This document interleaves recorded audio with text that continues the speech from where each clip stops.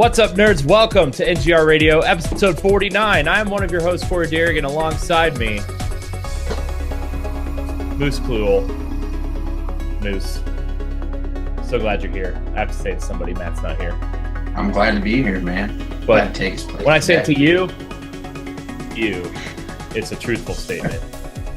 Yeah, Matt is just kind of like, Yeah, the gag with Matt has gone on so long that I just have to, it's just a thing I have to say at this point. Yeah. So Matt's not here on our 1 year anniversary, but you know who is here? From World 1-1, the man himself, Larry Giver. What up? So much Larry, E3. how's it going? So much greatness. I know. I spun so gosh. hard so many times. I kept it in my pants this year. I didn't. Oh, geez. Later in the show, Rey Osorio is going to join us. So if you hear an unexpected voice just pop up, it's him. Probably. It's someone. I don't know. Anyways, guys, E3 happened. It was amazing. And then it got even more amazing. And then Nintendo can now have my babies since they announced 2 Metroid games. That is Why am I not like that?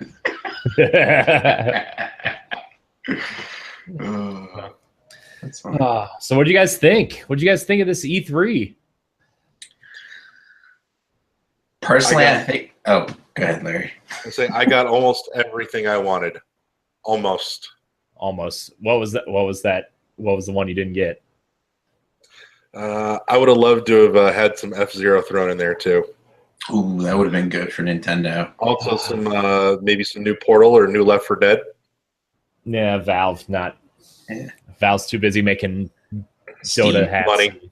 Yeah, I don't know what they're doing over there. Not writing anything apparently, since all their writers are leaving. Yep. It's rough. I say my running theory is that Valve does not know how to count to 3. It's true. Let's see. Portal 3, Half-Life 2 Episode 3, Half-Life 3, Left 4 Dead 3, and Team Fortress 3, I guess, would be their other one. Mm-hmm. Yeah. And Dota 3, I guess. Mm-hmm. I think that theory holds. I agree with you.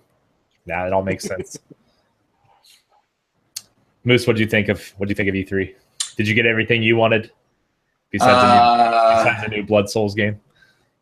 No, I didn't get everything I wanted, but that's probably going to come later in the year. There were some indie games I was looking for, some release dates and announcements, but I got other indie game announcements, release dates, so I was like, I'll take that and just run with it, but pretty much got everything else I was looking forward to. The only thing I didn't like was the only downfall of Sony's conference was like, here we're going to show gameplay again. Granted, they did some really good gameplay trailers this year, but there were just seasons, like no release dates. I really would have liked to have seen like a God of War, Days Gone, like release date for either this fall or I feel at PSX we'll get a release date for God of War since they said spring 2018. But yeah, that's just my opinion. I figured we'd get some of those, and I thought possibly on some crazy like Hail Mary pass they would have put out Spider-Man when the movie was launching. But the fact that it's next year, it'll probably be summer. Like they'll do a summer release, probably to keep the interest going, because the actor leaked that it's a trilogy now. So the movie's a trilogy. So to probably keep the interest in Spider-Man going, they'll release the movie this year, probably the DVD later this year, and then summer next year they'll have the game, and then people have the game to play to stay hyped for the movie the following year or whatever, 2 years after that. So yeah, I mean they could even release Spider-Man like with the Avengers movie or whatever too, because it's a big part of that now. Yeah, so I think too they're intentionally keeping it separate just to keep the fact that the game is nothing to do with the movie. That's the other thing too. You do have a good point. It's completely separate story. So yeah, that's a good point. Yeah, another thing I was thinking too was like they could have done the Mad Max thing and try to line it up with the release of the Blu-ray. Yeah, that's what I thought too. Like, even just be like, okay, well, it might come out in December, like November, December, and that's when the Blu-ray comes out, and you can buy both the movie and the game, which doesn't share a story, but hey, you can run out there and play as Spider-Man, you know? But it still looked amazing. Like, the game looked really good, so I'm excited for it. Absolutely. Yeah, man, there's so much, like, I don't know, man. Ed and I were watching the Nintendo conference live, and Ray joined us afterwards, and then Larry joined us after that, and it was just like, gosh, dude, I saw a lot that I wanted, and then Nintendo just kind of took the cake for me. But like, I know I'm going to talk all about Nintendo when we get there. So I thought Anthem looked good. I thought Sea of Thieves looked interesting. I just don't know how long of legs that was going to have, especially with Ubisoft announcing Skull and Bones. Like, how are those two going to mesh together? Like, Wolfenstein looks amazing. South Park looks good. Beyond Good and Evil 2 looks. I can't believe they announced it. Like, even after Michelle Ancel said they weren't going to at E3, like, Evil Within 2 looked good too, as well. Yeah, even though I can't play horror games, I'm happy they're making it. I'm excited for people that are excited for it. You know, I hope it lives up to the hype that everybody wants it to be who likes horror games. So it looks so fantastic. Yeah, that's exactly where I'm at on that game. It's like, I cannot play horror games to save my life, but that game looks fantastic, and I hope it scares the shit out of everybody that plays it. Yeah, I agree. I can do some of them. It's not the horror issue. It's just that some of them don't grab me, like the Resident Evil series. I've never gotten into, but meanwhile, I will eat up Dead Space all day long. Yeah. Maybe because it's more of like a space, like, you know, I don't know. Well, it's a well-told story. Yeah, it's not the traditional run-of-the-muck zombie. You know, it's well executed. It was very innovative in the way that it dealt with things like, you know, HUD and ammo displays and everything like that too. It created that seamless, organic presentation that was just spectacular. Yeah. Well, so last year when we launched this podcast, when me and Matt launched this podcast, we did a 3.5-hour show on E3 because we went through every single game from every single conference. We are not going to do that this year. You'll go crazy, man. There was a lot of games.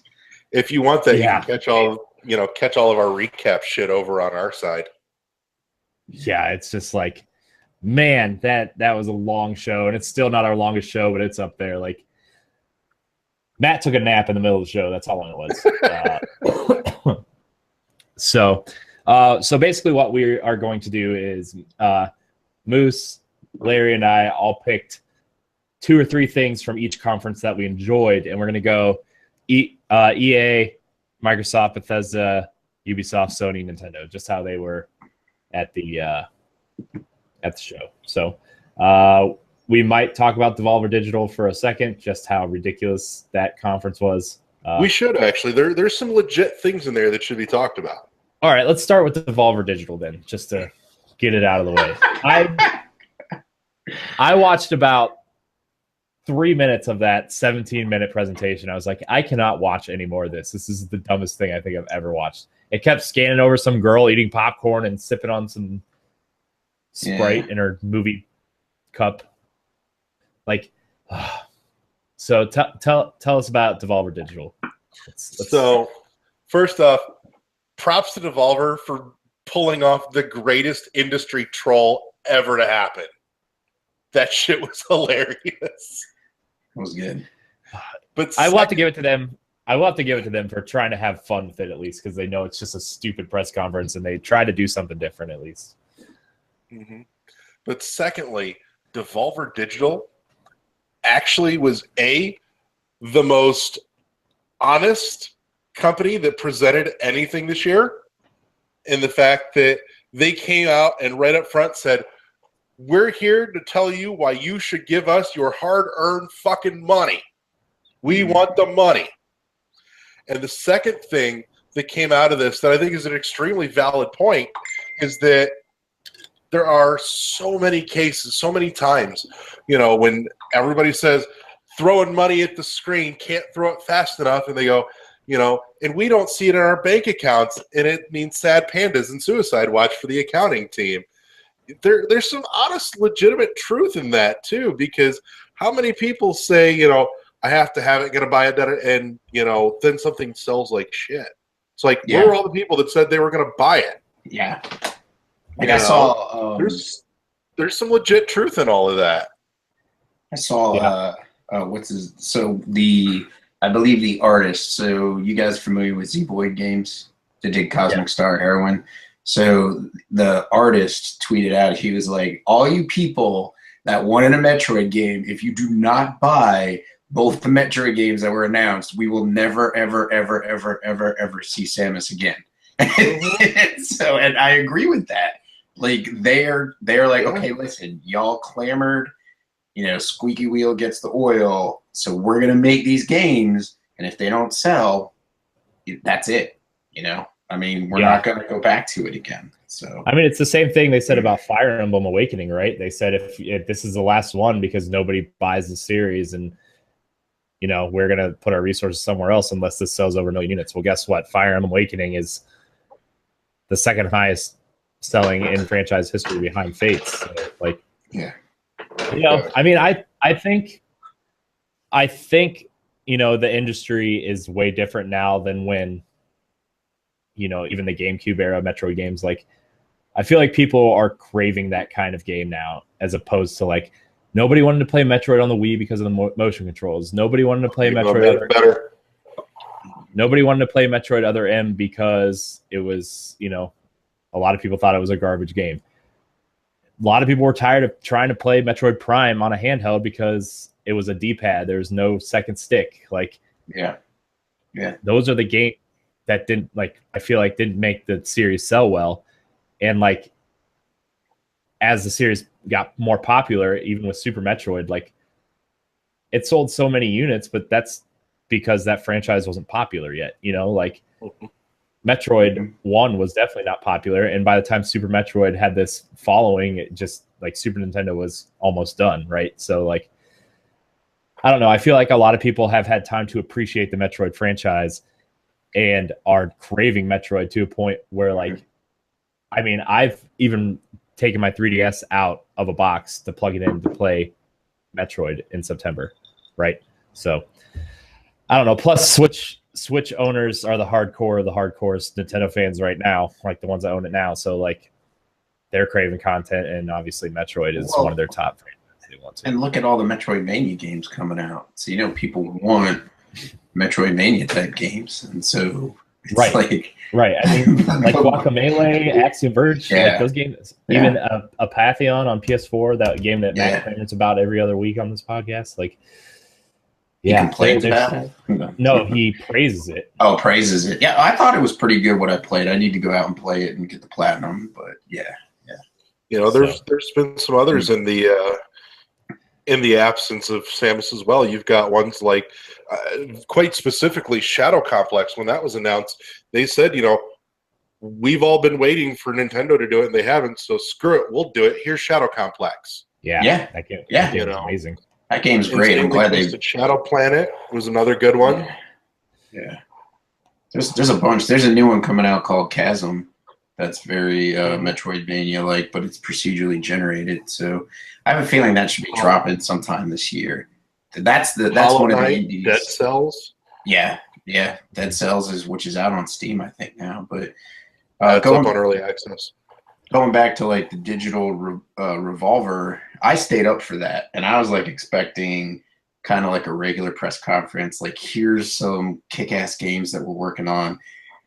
After like I couldn't find a feed that didn't have somebody speaking in a foreign language, I was like, okay, I'm just gonna go to bed and I'll watch it tomorrow. And so I watched it the next day, and then like Corey, 5 minutes in, I figured out it was like supposed to be satirical, and I was just like, all right, like I'll just enjoy this. But they've got they're becoming one of my favorite publishers. They got a lot of really great indies, They just announced the Swords of Ditto, which is like a roguelike game. They've got a game called Minit, MINIT, which is kind of like Zelda, but the graphics are like really crazy, like black and white. And they're doing that Absolver, I think, which is like a MMO fighter type game. They just go out there and they get like the really cool indie games, and they're just putting them on, they're just putting them on the consoles and the PCs. And some people, like I posted about them having a crazy conference and the fact that I love their games, and someone was like, oh, I'm not familiar with their stuff. So I posted a link and I was like, you know them because you've bought Hotline Miami, you've bought Titan Souls because it was free with PlayStation Plus. I was like, you got Broforce. I was like, I know you have their games, you just might not remember who they are, And so I think they're on the cusp of really hitting it big and becoming a really like a larger publisher than what they already are. So yeah. But like I said, I figure it's something that shouldn't be glossed over just because, like I said, they brought some very honest, legitimate points up in their presentation. They just disguised it in brilliant insanity. Yeah, it was I don't know. I honestly haven't watched it. I couldn't take it. I couldn't take it. But now I just want to go back and watch it now that everybody. You just gotta watch it for the insanity. Like I think when you watched it the first time, you were expecting like seriousness. If you know it's like supposed to be just funny and dark comedy, just go into it watching it with that frame of mind, and you'll be fine. Like you'll be able to finish. I mean, they showed Serious Sam, the twin stick shooter they were producing, and then Ruiner, which Ruiner's coming out on PS4 and PC, and that just looks freaking awesome. So you'll get to see some game trailers in there, but not a lot. But go into it assuming you're watching an Adult Swim show. There you go. That is a good point right there. Yeah. That's pretty much what it was. Yeah. Like a 15-minute Adult Swim sketch. Okay. All right. All right. Well, I guess we can move on to the big conferences now. EA was the first one that went with their EA Play event.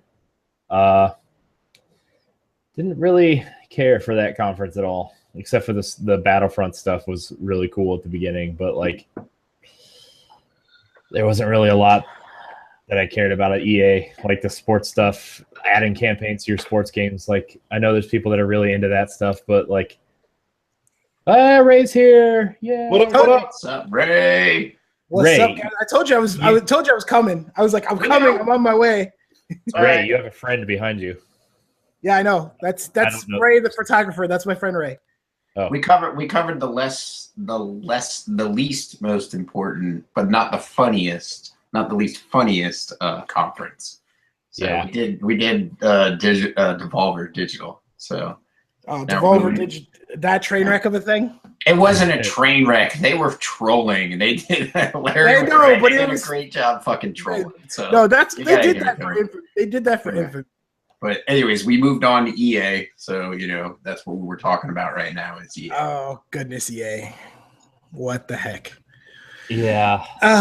Every year, just kind of mind-numbing drivel that you give your life to, and it's just like the best thing about that conference was Anthem. Like with hands down was Anthem. Did they even show it, Eddie? I thought they showed it at Microsoft. Yeah, they showed the trailer of Anthem at EA's. Here's my thing about EA. They know what makes them money, and it's FIFA. And well, it used to be Madden. Madden's kind of like dying, so they throw all their stuff at sports and whatnot. And it's like, just do that during like the Paris games or whatever. Like, nobody in America gives a crap about FIFA. I know nobody. People. Lee, my compatriot on Nerd Overdrive, loves FIFA, and it's just. But I'm like, he's dumb. But I mean, it's like, what we wanted.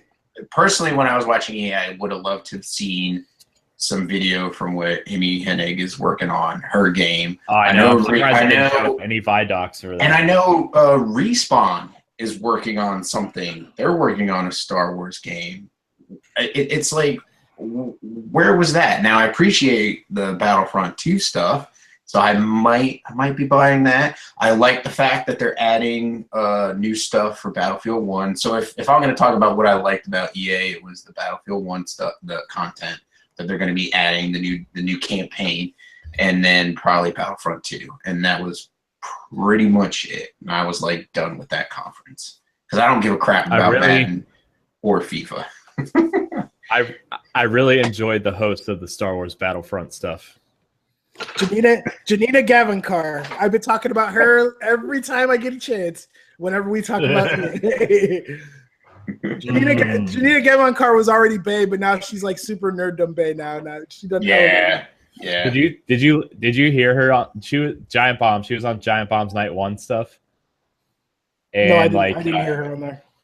Dude, she's like the biggest hardcore gamer I've ever seen. Like, that's like promoting something. It was. We're talking about the girl that's the voice actress for the commander in the campaign. Yes. Right? Yeah. She was Shiva on the League. Yeah, which I had corrected by Matt Keel because he was like, "Is that Shiva from the League?" And I'm like, "I don't think so." And he's like, "Wikipedia says so," and I'm like, "I stand corrected." Is it really?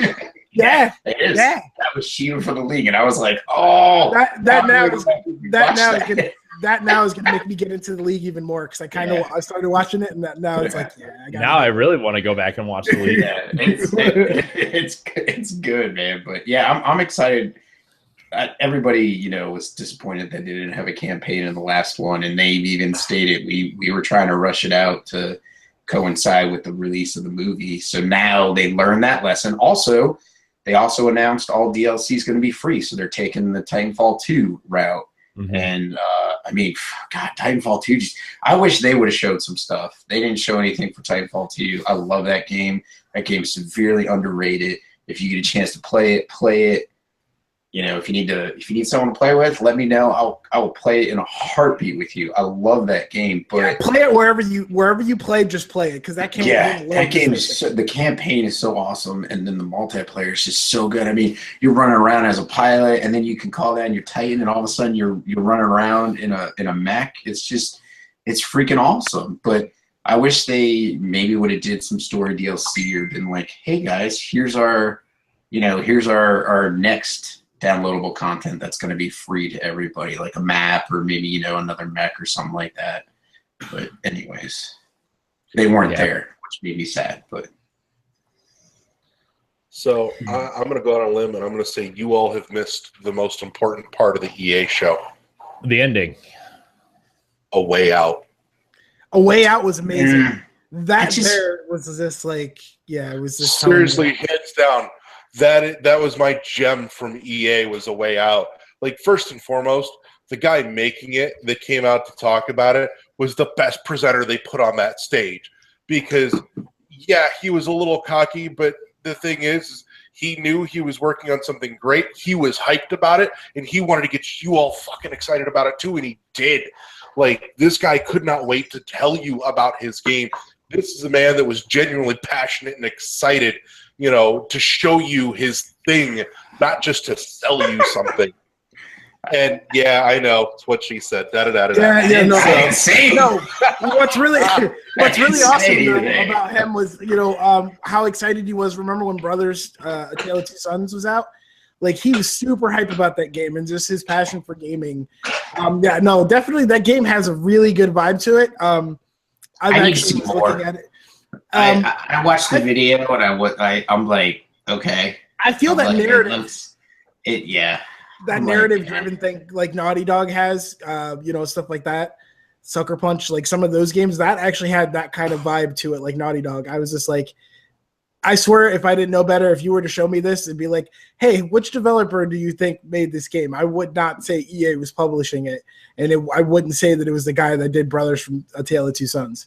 Because it just doesn't. It just totally different kind of game. But if you look at it, the only reason it's totally different kind of game is because of the setting and the interaction between the two main characters. But if you look at it, it's kind of got the same type of. It's got that feel to it. Yeah, it's got co-op. That's what it is. It's couch co-op. There's going to be some online co-op. because I haven't played Brothers yet, but I will. But my understanding is like you had to control one brother with the one stick and the other brother with another stick. Like you were controlling them at the same time. So it seems like the co-op was like extremely interwoven, and you needed to work really well with that. And so that's what this game seems like. And I'm excited about it. I'm just not as floored as a lot of people are. Like a lot of the people in my Facebook Messenger circles are just like, oh, that was amazing. And I watched the trailer. I'm like, it looks good. I just need to see more of it. You know, like I don't know. I'm super pumped for couch co-op because that's a big thing for me. I love having somebody in the room to play with. Online just doesn't do a whole lot for me the way that getting friends together does. And the other thing is it's got that vibe, that feel of one of my favorite movies, and you can all point and laugh later, but it reminds me of the movie Bandits. Can't remember Bandits. Is that Bruce Willis and Billy Thornton? Yeah, I never saw that, but watch it, dude. It's highly underrated and underappreciated. I will stop and watch Bandits anytime it's on TV. Okay. I will. It's a guilty pleasure, but I love it. That's like me and Clue. If Clue's ever on TV, I just sit down and watch it. Yeah, you sit down and watch it. Yeah, no, I have movies like that. Like, yeah. I think everyone does that with Fifth Element too. Yeah, yes. Fifth Element is definitely one of those movies. It's like I'm excited about the new one. Was it Valerian? His new movie? Yeah, I think so. Yeah, the new one's gonna be freaking awesome. I think it's Valerian in like the 1,000 cities or some shit like that. I don't know. I can't remember subtitles to save my life. But my wife's dragged me out to 2 movies back to back, and I'm like, "You're going to see this one with me." Anyways, what else did everybody like from EA? I kind of got all my excitement out on that first one, and. Yeah, I mean, for me, it was just pretty much those couple of things, the Star Wars thing, and then A Way Out. Those were like my go-tos. So it's just like I liked the part where they didn't have a bunch of YouTubers and Twitch streamers and everything presenting. Oh wait, no, that did happen. No, that happened. That really. I hated that part. That was awful. That shit needs to stop. Larry, that could be you one day. Yeah, no, I refuse to do that. No. I'm sorry, if you're going to present something, put a professional-esque air about it.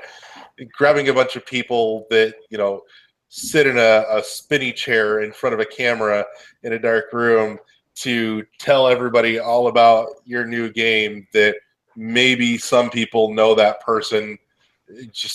It doesn't appeal to me because none of these people have the presence or the experience to present something in a major press setting like that, and it shows, and it's painful to watch. No, no. Now, are you guys football fans at all? Are you guys football fans at all? Now, listen, I watch football. I'm an Eagles fan. Y'all can yell at, that whole drumline thing at the beginning with all the Tom Brady guys. That was like, get out of here. You have to be neutral. You have to be neutral. You're gonna come out and piss off like a crap ton of. You just need to throw. They should have came out with EA jerseys on where they were just like neutral colors of EA and just said EA on the back of the name, or they could have came out in just random jerseys. You know what I'm saying? Just bought random jerseys. And anybody, Brady could have been out there, but come out with Brady, Rodgers, Wentz, like whatever, like whoever you want to come out there with. Yeah. Spread the love across the fans of the NFL instead of just being like Tom Brady, because all you're going to do is unite people to be like, fuck this guy, fuck this game. Unless they're telling you in advance who's going to be on the cover of Madden 18.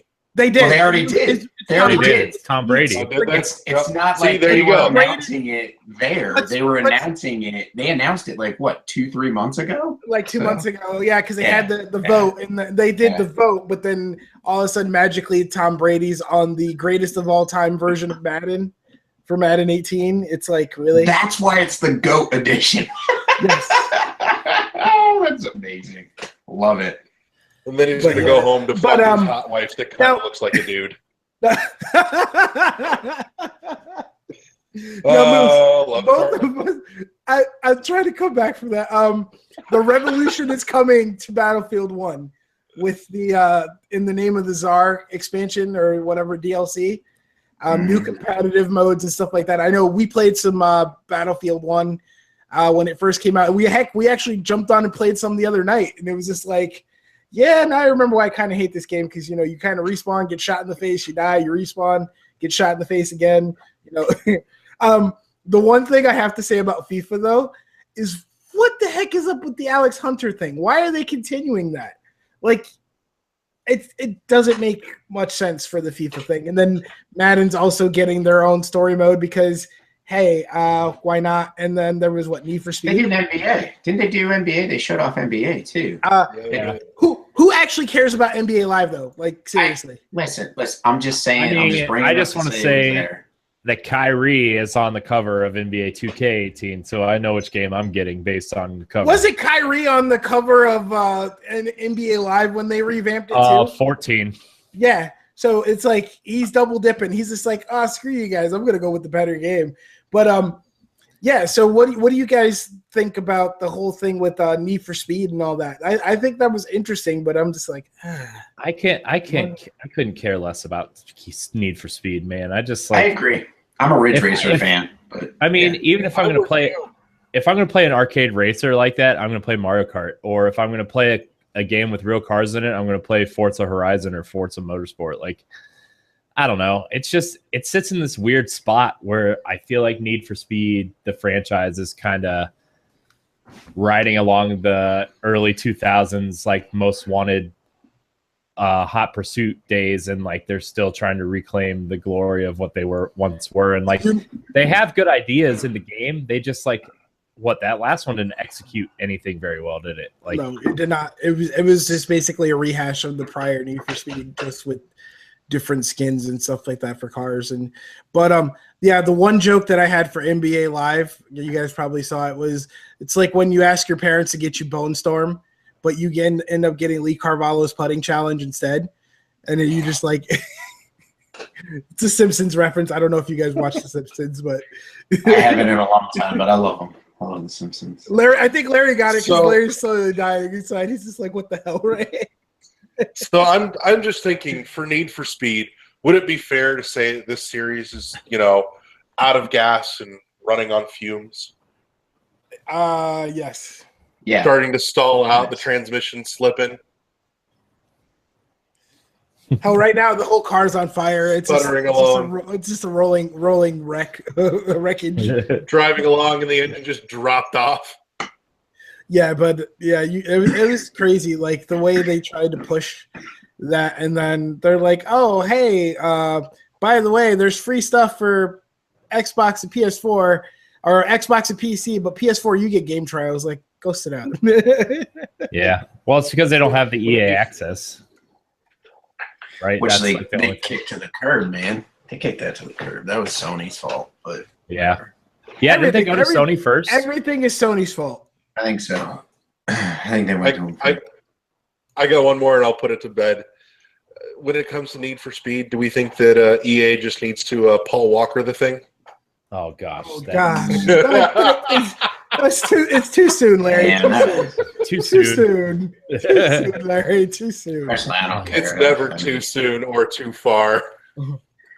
Does that mean that they're recasting Need for Speed with a game as good as The Rock? You know what awesome. You know what I want to see come back? I want Road Rash to come back. You guys remember Road Rash? Aren't they remaking that? that? Wasn't there one in development for a while? Yeah, there's one in development. Yeah, but it hasn't come out yet. It's been in development for like 5 years now. Well, that means it's Stuff due. takes time, man. Gamescom's coming up, right? They can announce it there. No, I'm having a good time because I never actually, as much as I've listened to Larry's show and I've listened to World 1-1 and everything. I've never my condolences right now for that. It's all Ed Varnell's fault. Just putting it out there. It's all Ed. But yeah, no, I've never actually had the pleasure of like interacting with you like personally on a podcast or talking to you directly. It's like I kind of know you because of the podcast, but I don't really know you personally. It's weird. Well, I will apologize in advance for whatever disappointment comes your way. I mean, we tried apologizing to him 30 episodes ago, and he still keeps coming on. So. I still keep coming back and being like, hey, yeah, because I was on like the first few like straight. Yeah. So, well, I guess that'll. Anybody else got anything to say about EA before we move on? Let's go take EA out back and just shoot it, put it out of its misery already. Let's move. Yeah, dude, that company's so lucky they have the Star Wars license right now. Like, yeah. How much money do you think they actually paid for that? Just to be like, hey, we want to be the premier Star Wars developer. Oh, the one other thing I have about EA that we can move on is, what the heck was that with the mobile game out of nowhere? They're just like, we're going to dedicate like 5 minutes to this mobile game that nobody cares about. Yeah. Well, I'm sure somebody cares about it, and it's probably going to make them some money. Microtransactions. Yep, because that's where the money's at. At least it's not horse armor. Yeah. Nope, it's Jar Jar armor. Need for Speed microtransactions. You can buy car armor. Armor. You can buy tire armor. Yeah, you could buy like bulletproof tires and stuff like that. Better roll cages so that way they can't wreck you as easy. Stuff. Yeah, no, and that's what I hate about the microtransactions is people are like, no, it's not. It's not like when you can pay to unlock weapons and gear and items and things like that before you're able to do it in game with experience. That's a pay to win model. Yeah. I'm sorry, and people want to argue about it. Like EA is not pay to win. Yes, they are. In FIFA, if you're playing FIFA Ultimate Team and your team just totally sucks. You can be like, all right, I'm going to go spend $50, open some packs, hopefully get some good players, make my team like 10 times better than it was, rather than putting in 10 hours into playing and getting the same players. It'll never get as bad as World of Tanks, though. You can now – they've now got, by means of microtransaction, you are buying ammunition. You are buying bullets per microtransaction. That's ridiculous. That's ridiculous. You could be like, oh, you know what? These kind of suck. I'm going to change my cannons and I'm going to buy these bullets and use these instead. They've introduced a new tank that is just about nigh indestructible unless you've got special ammunition that you can almost exclusively only get from paying for with hard-earned money. So it's a thing now. Just wait until Activision gets their hands on that and they start charging you by the round to play Call of Duty. Jeez. No thanks. Have fun with that. I barely like Call of Duty as it is. I only end up getting Call of Duty now is because like the community in Pond likes to play Call of Duty for some reason. And so, I am the leader and El Capitan as it is. So I end up playing stupid games that I don't want to play because the community is like, oh, you should get this game. Or in my case, Paul will be my friend Paul, Keeper of Rapture. Keeper Moose. And yeah. He'll be like, hey, I'm tired of playing this game by myself. Here you go. He'll buy me the game, and then I'm playing it with him because I can't really say no to a game he purchased for me. You know what I mean? So it's just like I'm stuck playing these games, and it's terrible sometimes. It hurts. Yeah, listen to me cry and complain because I get free stuff. Yeah. Jerk. Do we want to talk about Microsoft? Oh God. I guess. I like Microsoft. I know Corey was all over it. Corey was over the moon with Microsoft. I was just like, I was cool with Microsoft until that whole thing with exclusives happened. Where they're like, before every freaking trailer, exclusive. Console launch exclusive. No, it wasn't exclusive. It was console launch exclusive. Every trailer said exclusive. Like if you weren't paying attention and didn't look at the text, you're right. If you didn't look at the text, she did say exclusive, and then it was like console launch exclusive in the text, and or then it was just like it's like Xbox Win 10 exclusive. And it's like you do realize that game's been already out on PC for like 2 years, right? Like Path of Exile or our friends over at Black Desert Online and stuff like that. It's like, and Player Unknown's Battlegrounds. That game's been out for a little bit, but it's on PC. Like, isn't Player Unknown's Battlegrounds in beta? Yeah, It's so like early access, yeah.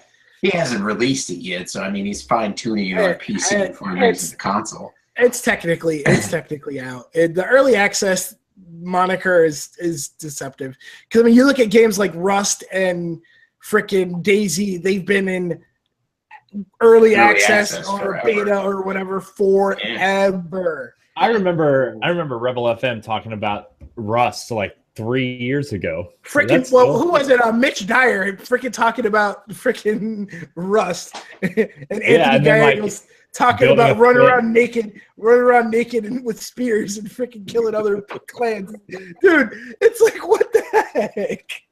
Yeah. Trolling to the extreme. Anyways, from Microsoft, I thought, even though it's not a Microsoft game, I thought their showing of AC Origins was really good. I think that game looks really good.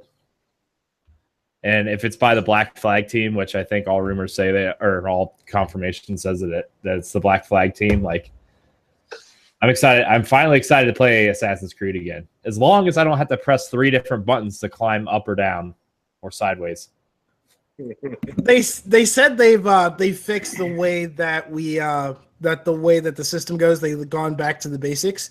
So I really hope that they've kind of fixed. I mean, I like Syndicate. Syndicate was actually like a peak in the modern Assassin's Creed games. Like, don't get me wrong. Like, Unity was terrible because they had the weird parkour where you're like, press X to do this, press triangle to do that.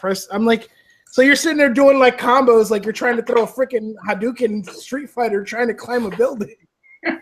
Yeah, why can't you just press forward to go forward, and then like, oh, I want to climb down now, so I'm just going to press down. I don't need to press B and R1 and start and select and slide the touchpad across the thing. And you see where Corey's head's at. He's giving us Microsoft inputs right now. Like, I was going to say, he's not. There's no trackpad on an Xbox controller. Like, what? I don't know. I think that game looks interesting though, except for like, who put Ghost Recon in my Assassin's Creed with the freaking drone bird? Yeah, but still, that's pretty cool. It'll be interesting to see. Dude, I'm still trying to figure out how they explain that. How does releasing a bird into the sky help me track where people are on the ground? Like, it's not like he can speak bird. Yeah, it's true. Like that's why I don't play Assassin's Creed. Or the end of the trailer where the arrow, like you could, like the arrow was like going like up. Dude, magic arrow and stuff. It's like, I was like, what? Is this the JFK shooting? I know. Is this the King Tut? Like somebody's assassinating King Tut? The magic loogie from Seinfeld? I don't know what's going on there, but I thought it looked all right. I whatever. I could care less about Assassin's Creed. I think the character looks cool, and I think the premise is cool. Like the Egypt stuff is cool.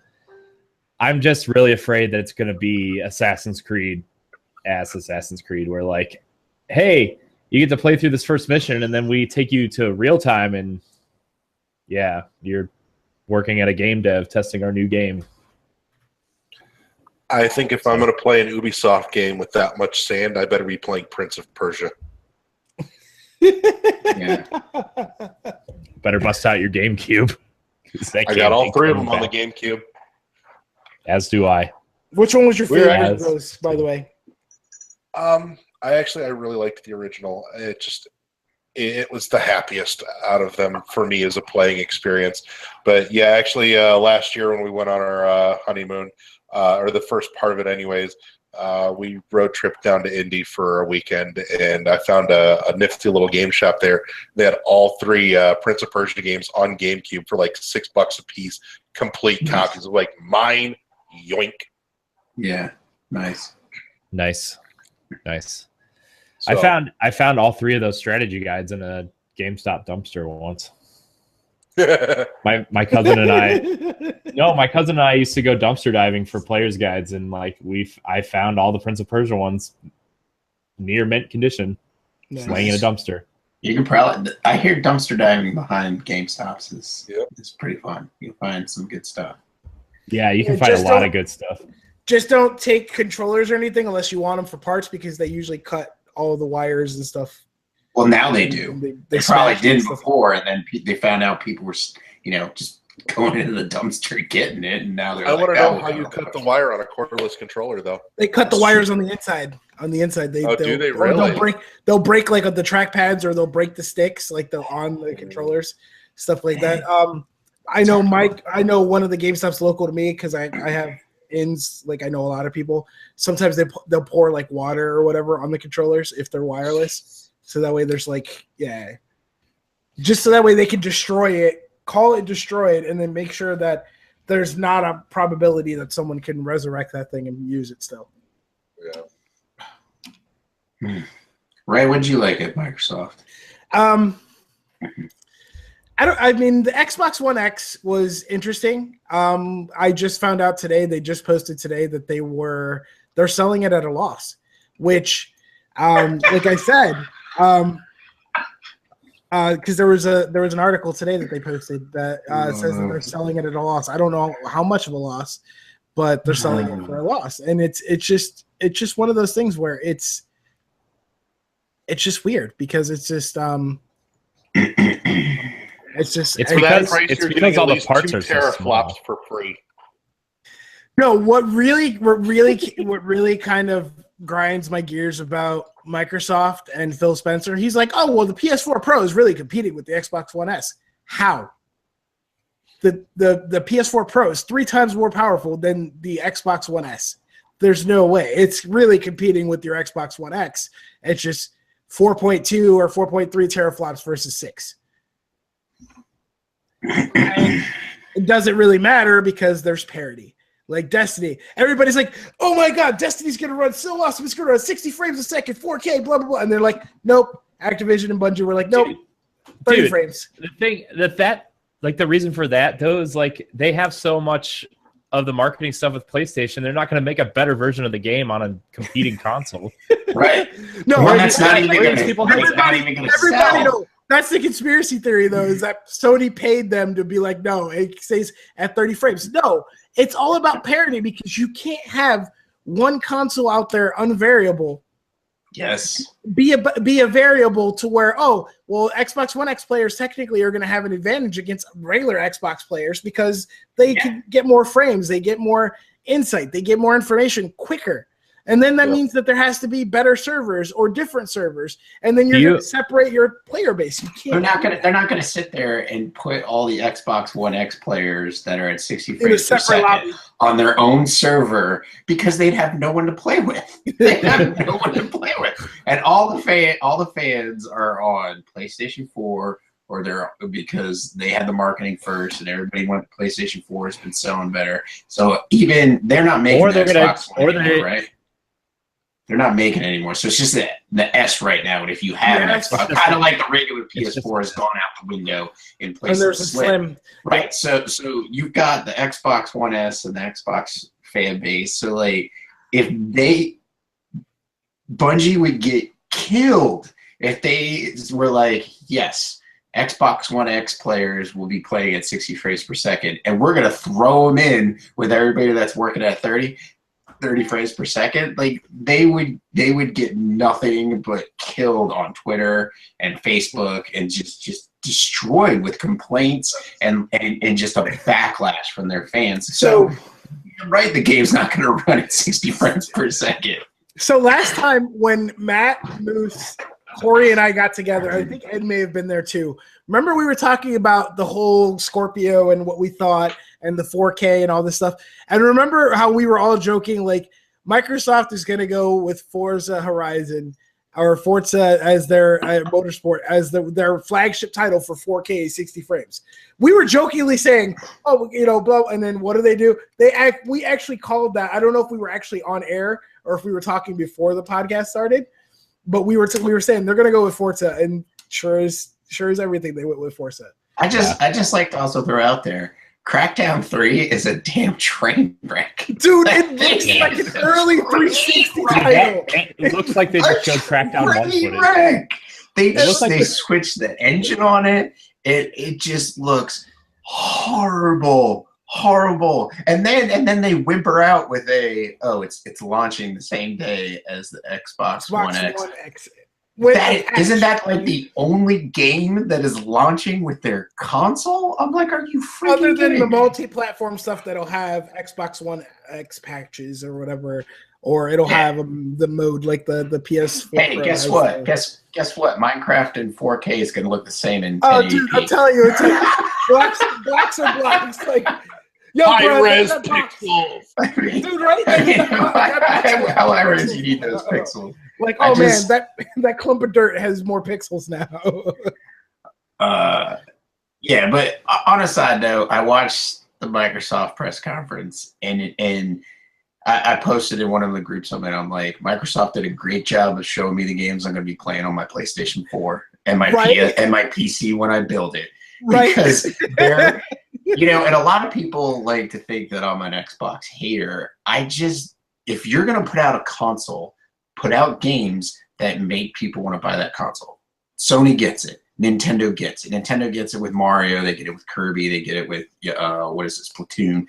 They understand it. Sony's got it with Uncharted, Horizon, God of War. Like, they understand, if I'm going to have you invest in my console, here is the reason why. Here's a bunch of exclusives. Well, Microsoft doesn't. I think they understand that. They just don't care anymore. So they're just like, our games are timed exclusives, and then, oh, hey, we're going to do Play Anywhere. So now you can play Ori and the Blind Forest new game on Windows if you buy it through Windows 10 store. And it's like, okay, well, you're basically selling me for the third year in a row on not buying an Xbox console, because I will just wait for the games to come out on PS4, which they'll probably be better because the developers will have more time to work on the game, or I'll get all the content like we did with Rise of the Tomb Raider for the same price. We'll get all the extra content that the Xbox community had to pay for, and then I'll build a PC and I'll play your exclusive games on the PC. And I don't even have to pay for your. And people are like, well, you're still giving Microsoft your money. I'm like, yeah, but they're not getting all my money. They're not getting. I know people that have bought an Xbox, then they traded that in. They bought an Xbox S. They traded that in now, or they're going to trade that in. They're going to buy an Xbox One X, and that's like $1,200 of money that they're spending on a console. Like, it's insane to me. You could buy an Xbox. At that point, you might as well just build a PC that will Yes. And don't get me wrong, I enjoy my Xbox One, but I also pay $250 for my Xbox One. Well, there's that too. And I mean, I understand, I can play Gears of War, and I'll probably be able to play a Halo 6 on this PC, but we've gone down this road so many times with the Xbox One that I'm just like, how does an Xbox even exist at this point? But I don't know. There's something about just sitting in front of a TV and how easy it is to hook up. But yes, if you absolutely, but at the same time, if you are an early adopter and then you have to keep upgrading every time a better box comes out, at that point, you might as well just leave a PC out in your living room. I don't know. I'm so torn between this Xbox One stuff, except for the simple fact that I love the Xbox One controller, and I love just hooking it up and playing it. That's the only reason to own an Xbox, I guess. I don't know.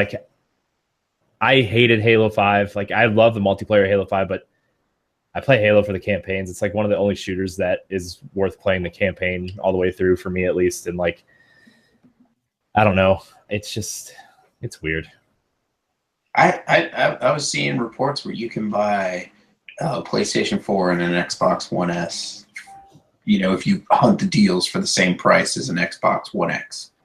So you can have the best of both worlds. Well, I mean, PS2 or PS4 Slim is $250 right now, right? And then they just dropped the Xbox One S 500 gig one to $250. I'm sure if you bought a used one, you know what I mean? If you bought a used one and went that route, So yeah.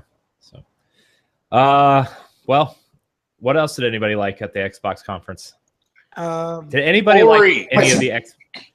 Let me just go down my three. I'm just gonna go down my three real quick because I had some. I was impressed with some stuff.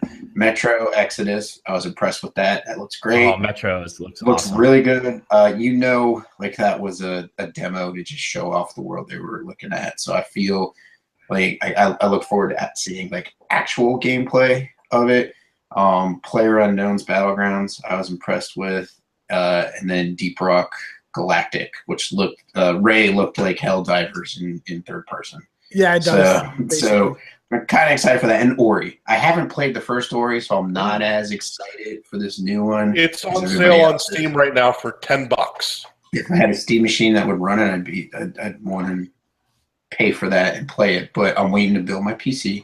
But anyways, I'm excited that it's out there. I'm excited that the first Ori did well enough that they're doing a second one and fans get, because everybody I talk to is like, play Ori on an Xbox. That's why you get an Xbox. That's why you get an Xbox. And I'm like, there's nothing else I want to play on Xbox to buy it, but anyways, that's besides the point.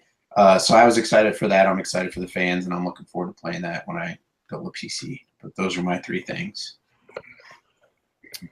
For me, I mean, Assassin's Creed, Anthem. I know that's an EA game, but Anthem looks like one of the best things I think I've ever seen in my life. I think it's gonna, when that game comes out, it's gonna really challenge Destiny in that space for the loot-based multiplayer shared world shooter space. That's pretty much all EA's doing right now. It's chasing Activision. So they just went to that developer and was like, and I'm not saying that it won't, and I'm not saying it looked bad, but they just went to the developer and was like, make us a Destiny killer. Like, we want that. Well, this game's been in development since Mass Effect 3 ended. Like, it's that team. It's the Mass Effect 3 team. Yeah. So, like, I mean, this game's been in development for a long time, but, the one thing about that demo, though, I really feel like they went out of their way to show the facial animation on that guy. Yeah, I did like the Iron Man shoulder rockets reference. That was pretty cool. Where, like, she just like targeted everything and then just like they just went up and just took out everything. I'm excited about it, but again, this is an E3 demo and it is a vertical slice. I want to see it running on like a real machine. I wonder if it's even going to make next year. I bet that's a 2019 game. Which is fine. I've got plenty to play in freaking 2018. So, and I'm sure Destiny will run out of Steam by then, so I'll be ready for something different. Oh, what they also showed at Microsoft, which is multi-platform, was Code Vein, which is from Bandai Namco, and it's kind of like a Souls game. So I'm looking forward to that. That was the other thing I was looking forward to. Yeah, look good. Sorry, Larry, we interrupted you when you were screaming Ori. Sorry. We'll let Larry go, and then I'll give my three things or whatever. So first off, oh my God, Ori! It just made me so giddy. I've got a friend of mine, actually, as a matter of fact, the fine gentleman that gave me his Xbox One last year, because at that point he wasn't playing it. Most everything else that he wanted was multi-platform, or he had on his PS4. So he's like, I'd rather give it to you than sell it, and have somebody, that will enjoy it and get the use out of it and have it. And so the first thing I dug into when he gave it to me was Ori and the Blind Forest, because he's like me. He loves the Metroidvania stuff, and it's so spectacular, and I'm just unbelievably jazzed that we get another one that makes me happy in so many great ways. And I told him, and his immediate response back to me on Messenger was, "Shut your dirty fucking mouth." I'm like, no, it's happening. It's like, fuck. He actually messaged me yesterday to inform me that he went out to buy another Xbox One now so that he can play Ori. Well, that's good for him. Good for him. I Ori on PC, and I don't regret it. enjoy But it. Like, when he gave me his Xbox One, I had a digital copy of Ori on there, and I loved it enough that I had to go out and buy a physical version of the deluxe edition just so I could have it on my shelf. Plus, it came with the soundtrack. So that was totally worth the $20 for me. So I loaned it to a friend of mine at work last week, and she's been falling in love with it. So I can't wait to get back to work tomorrow to talk to her and tell her there's a new one coming because she will shit herself. You know what? That's what I miss going digital. Sorry to interrupt, but being able to just take a physical copy of something and hand it to a friend at work and be like, try this game, and then they fall in love with it. Because I've gone digital just because I don't have the space anymore and I don't want to deal with the discs or anything. But that is what I miss about going digital, is being able to share physical copies. I refuse to go digital for not only that reason, but also a number of reasons. But, I like having that collection to look at. It makes me smile. It takes me to my happy place. Not to mention, I've had the opportunity to get a few of my physical copies of games signed by people involved in those games, including like Advent Rising from the original Xbox, which, hey, Microsoft, if you're listening, I'd like you to finish that shit up, please. That's what just covered. That's a different story. I've got that signed by the composer. I've got all my Metroid Prime games signed by Jennifer Hale, who did the voice work for Samus on those as well. So, that's all things I can't do if I have digital only. But anyways, I've totally derailed. Back to Microsoft, Beyond Ori and the Blind Forest. Oh, God, what else did they show? For anyone playing the Teraflops drinking game, we will send you flowers because you're all dead. We all know that there had to have been how many cases of alcohol poisoning from that. But yeah, I think Microsoft had a big missed opportunity in the fact that they did no split screen showing Xbox One, Xbox One X for the same game. Show me the difference. Yeah. That was a dumb idea not to do that. Also, when they showed Metro, that's running on a PC. We were led to believe, when I watched that presentation, I was led to believe that that's running on an Xbox One X. It was running on a PC. Running on a PC. Yeah. And Sony does it too. Killzone 2, and I'm sure they do with some other stuff. But you saw that thing about God of War was running on a PS4. Running on an old PS4. So when you watch that video, and you're like, that's running on a launch PS4. Like, that's like, holy shit. I can't wait to play that game. So, I do have some interesting news if you guys want to hear it. I don't know how true this is or not, but it's about Beyond Good and Evil 2. Ubisoft España, which is Ubisoft Spain branch, tweeted out, says they are working on the Switch version of Beyond Good and Evil 2. That's a bold-faced lie. Curious. I think that's interesting. I think they're just, because they have to deal with different technology. I think we're going to get the mainline one is going to be the PS4, Xbox, and PC version, and then Switch is going to be a separate port of that one. I guarantee you, none of the multiplayer stuff they're talking about is going to be the Switch version, or it'll be extremely watered down.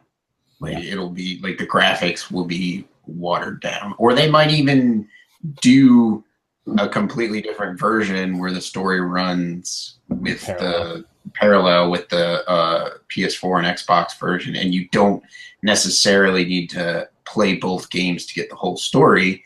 It just allows you to be like, well, I'm just going to play it on Switch, So no, it's definitely a good thing. I mean, the Switch is much crap as I kind of gave it at first, or as you guys joke, I dropped the whole truck of Mortons on it. We joked about that with Matt.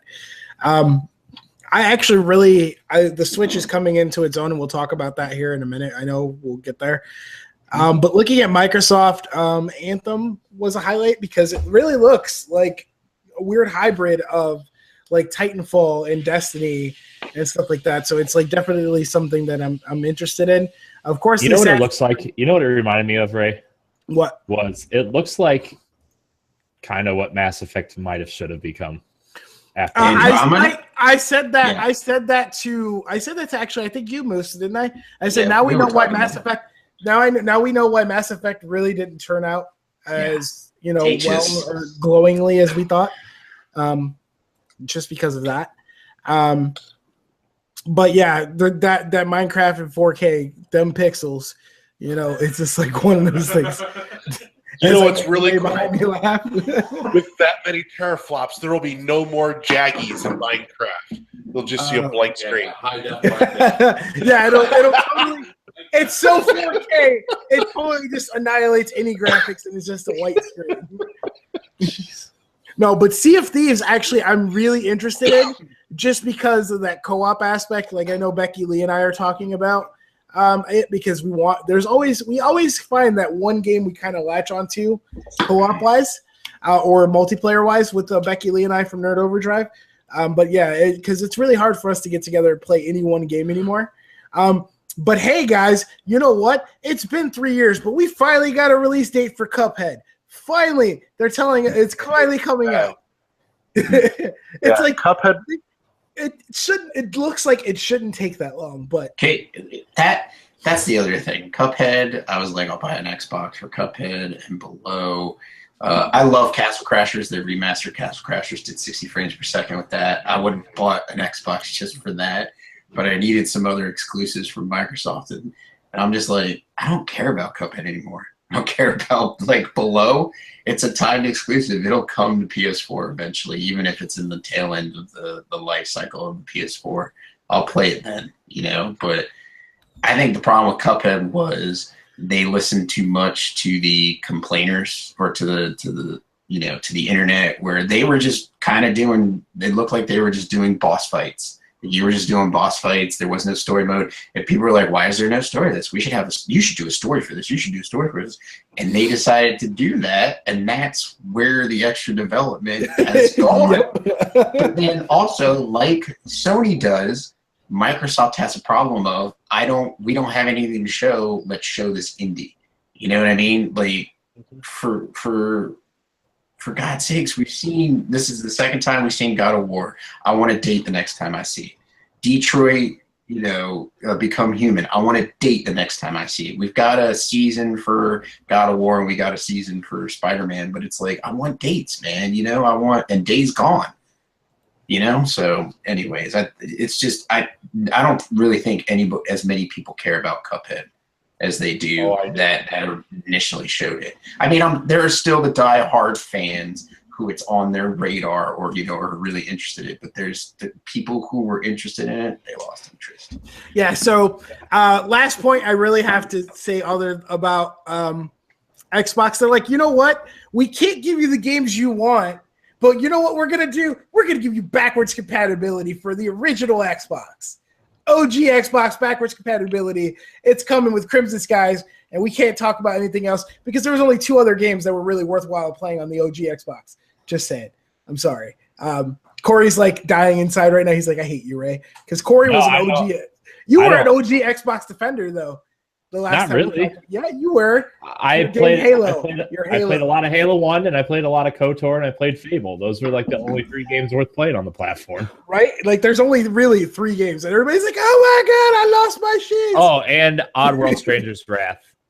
But I think that's on Wrath, PS3. Phantom Dust, but now that we've got that re-release for free, oh my god, yes. It was free, like on PlayStation Plus and stuff, and all that stuff. Yeah, no, it was a train wreck. Just for that, it was, I mean, if they make Stranger's Wrath backwards compatible, I'll bust out the old disc. But like, who cares? Like, who's really playing Xbox 360 games a ton on their Xbox One? Like, who's gonna go out and dig out their own old Xbox games that aren't Halo? People that don't have any Xbox One. When you get tired of playing, what's out there, you decide to be like, hey, you know what's good? Call of Duty Black Ops 2. That was a good game, right? Modern Warfare 3. Yeah, that was an awesome game. I want to relive my freshman dorm days and play some Mech Assault. So yeah.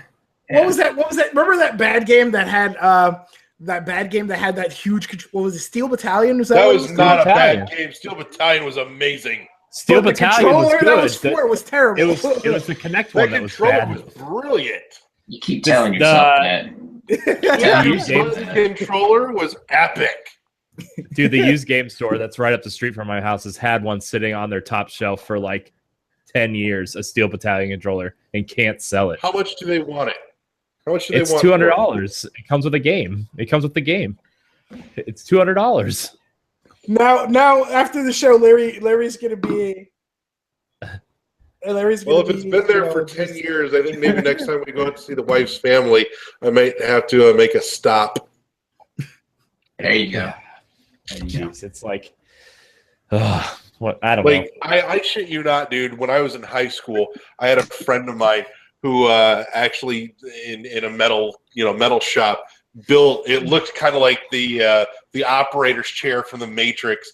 So that when you sat in it, this arm swung in front of you, and it had mounted onto it the Steel Battalion controller and a triple monitor setup.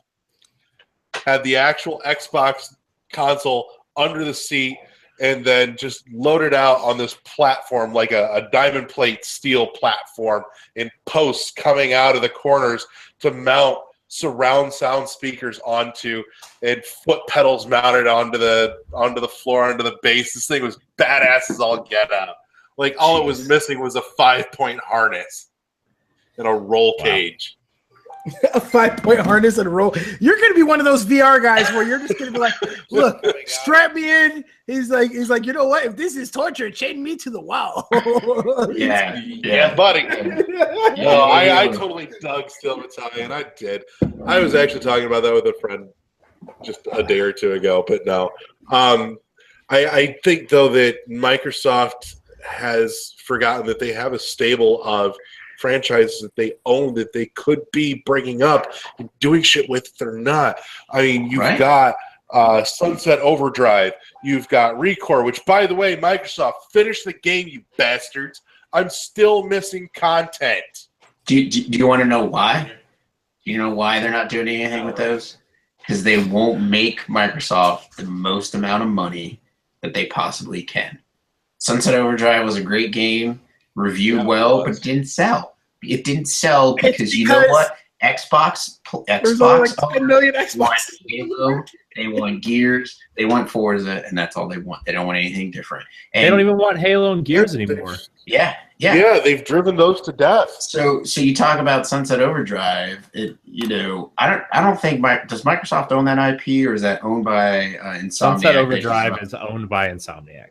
Yeah, so it's owned by Insomniac, which I will bet dollars to donut before the end of the cycle it'll be on PS4.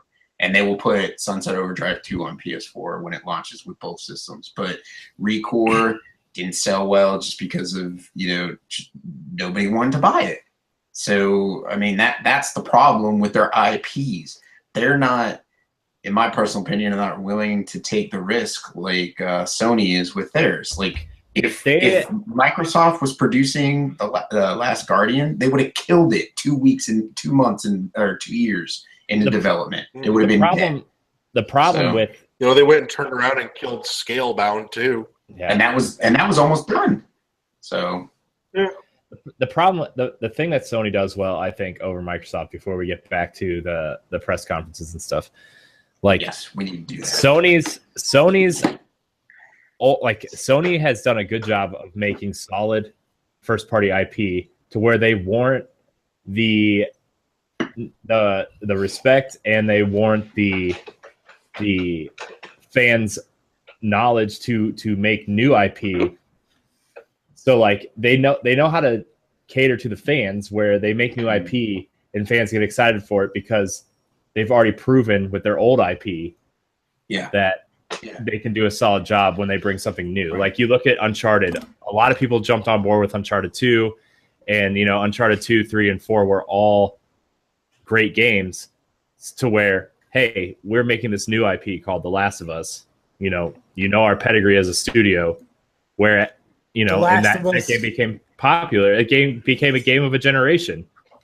And then, but like, you look at Microsoft, and they can't even keep Halo like their top tier franchise, like as fun as that multiplayer game is to play, like they can't keep it polished. They can't tell a good story. It was so a when they introduce mess. these new IPs, well, when they introduce these new IPs, they're like, oh, well, your last Halo game sucked, so why would I buy a new IP by the same company? Like, you know, and I know all the developers are different and stuff, but Joe Blow that goes into the store and sees the Xbox logo on a box doesn't know that. Like, you know, so I don't know. They've had some interesting ideas, and like that's the biggest thing with Sea of Thieves right now is like it's an interesting looking game, but it's a new IP by a box that can't sell enough units to even split the difference in half with PlayStation. So like, and you can play it on PC. So why would I don't know. I feel like we've been having this conversation forever, but I'm bored to tears every time I see Sea of Thieves, actually. It looks slow and uninteresting to me. It does, and that's why Skull and Bones or whatever it is going to be that much better. It's gonna whoop it. It's gonna whoop it. It's gonna outsell it because, in my personal opinion, Sea of Thieves. I'm like you, Larry. I'm freaking bored out of my mind with that game. I don't. Whatever. Like I think Microsoft doesn't do a good job of showing off that. Who is game. it for? Who is this game for? Apparently, it's for Adrian Nieto because he's got a huge like pirate opponent for that. Right, and you look at Adrian's got an extra peg leg for that game. You look at Skull and Bones, the first trailer, the only time I've seen Skull and Bones, and I'm excited about that game. So Is Skull and Bones going to have a single player to it? I've heard that it's multiplayer only, but I haven't heard it confirmed. I just heard it's multiplayer only. Oh yeah, from what it's multiplayer focused because they said it's a multiplayer loot driven game or whatever. So it's definitely going to be something weird. I don't even care. It just looks fast paced and interesting enough to grab me. So yeah, but yeah. So let's move on to Bethesda.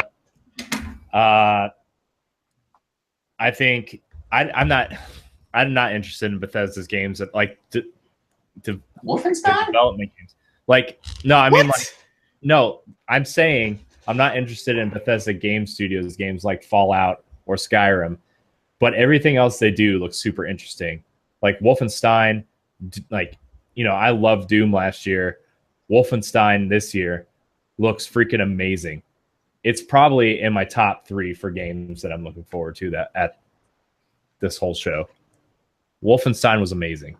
Yeah, it looks really good. How about Milkshake Nazi? That guy was hilarious. Like, no, I really like the story they're trying to tell in this game. Like, it seems like they're really kind of leaning into the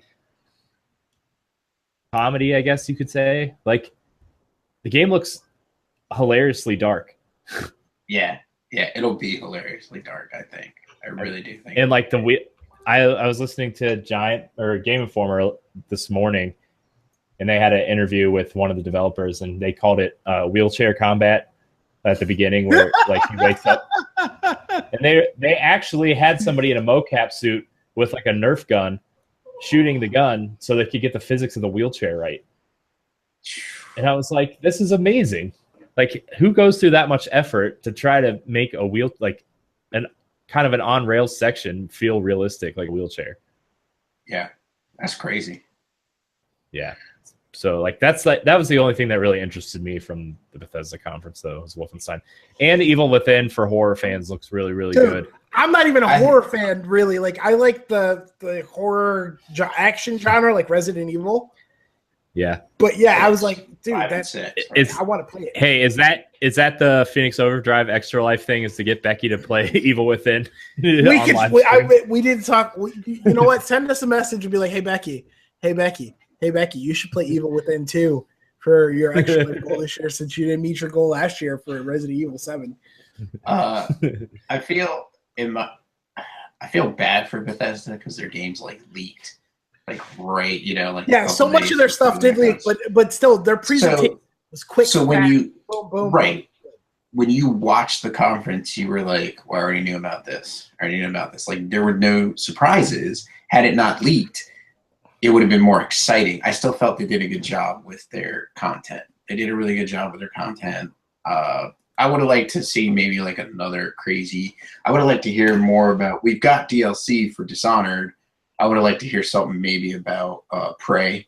Like maybe you get some DLC for Prey. But other than that, I thought it was a solid conference. Did Prey sell well at all? Like I don't know. I haven't looked at sales. I know it was critically divisive, and I know it sold okay, but I don't think it sold great.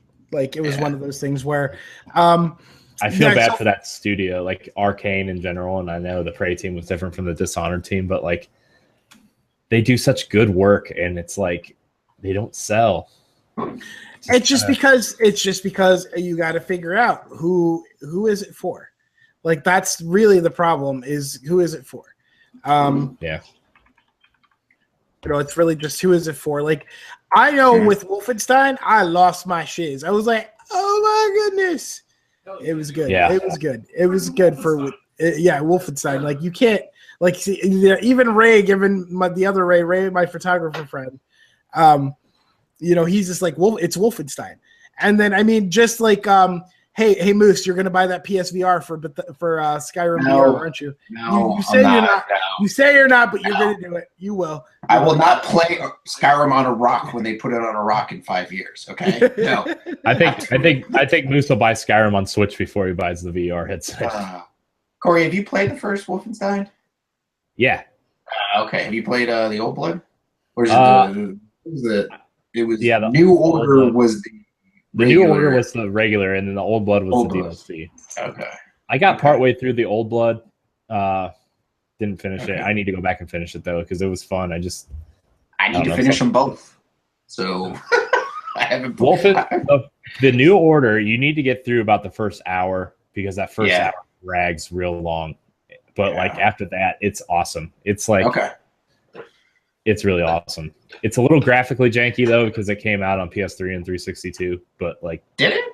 Yeah. Oh, I didn't know that. It was 5. It was 5 discs on Xbox 360. Yeah, no, that really. It was. Yeah. Holy cow! Oh.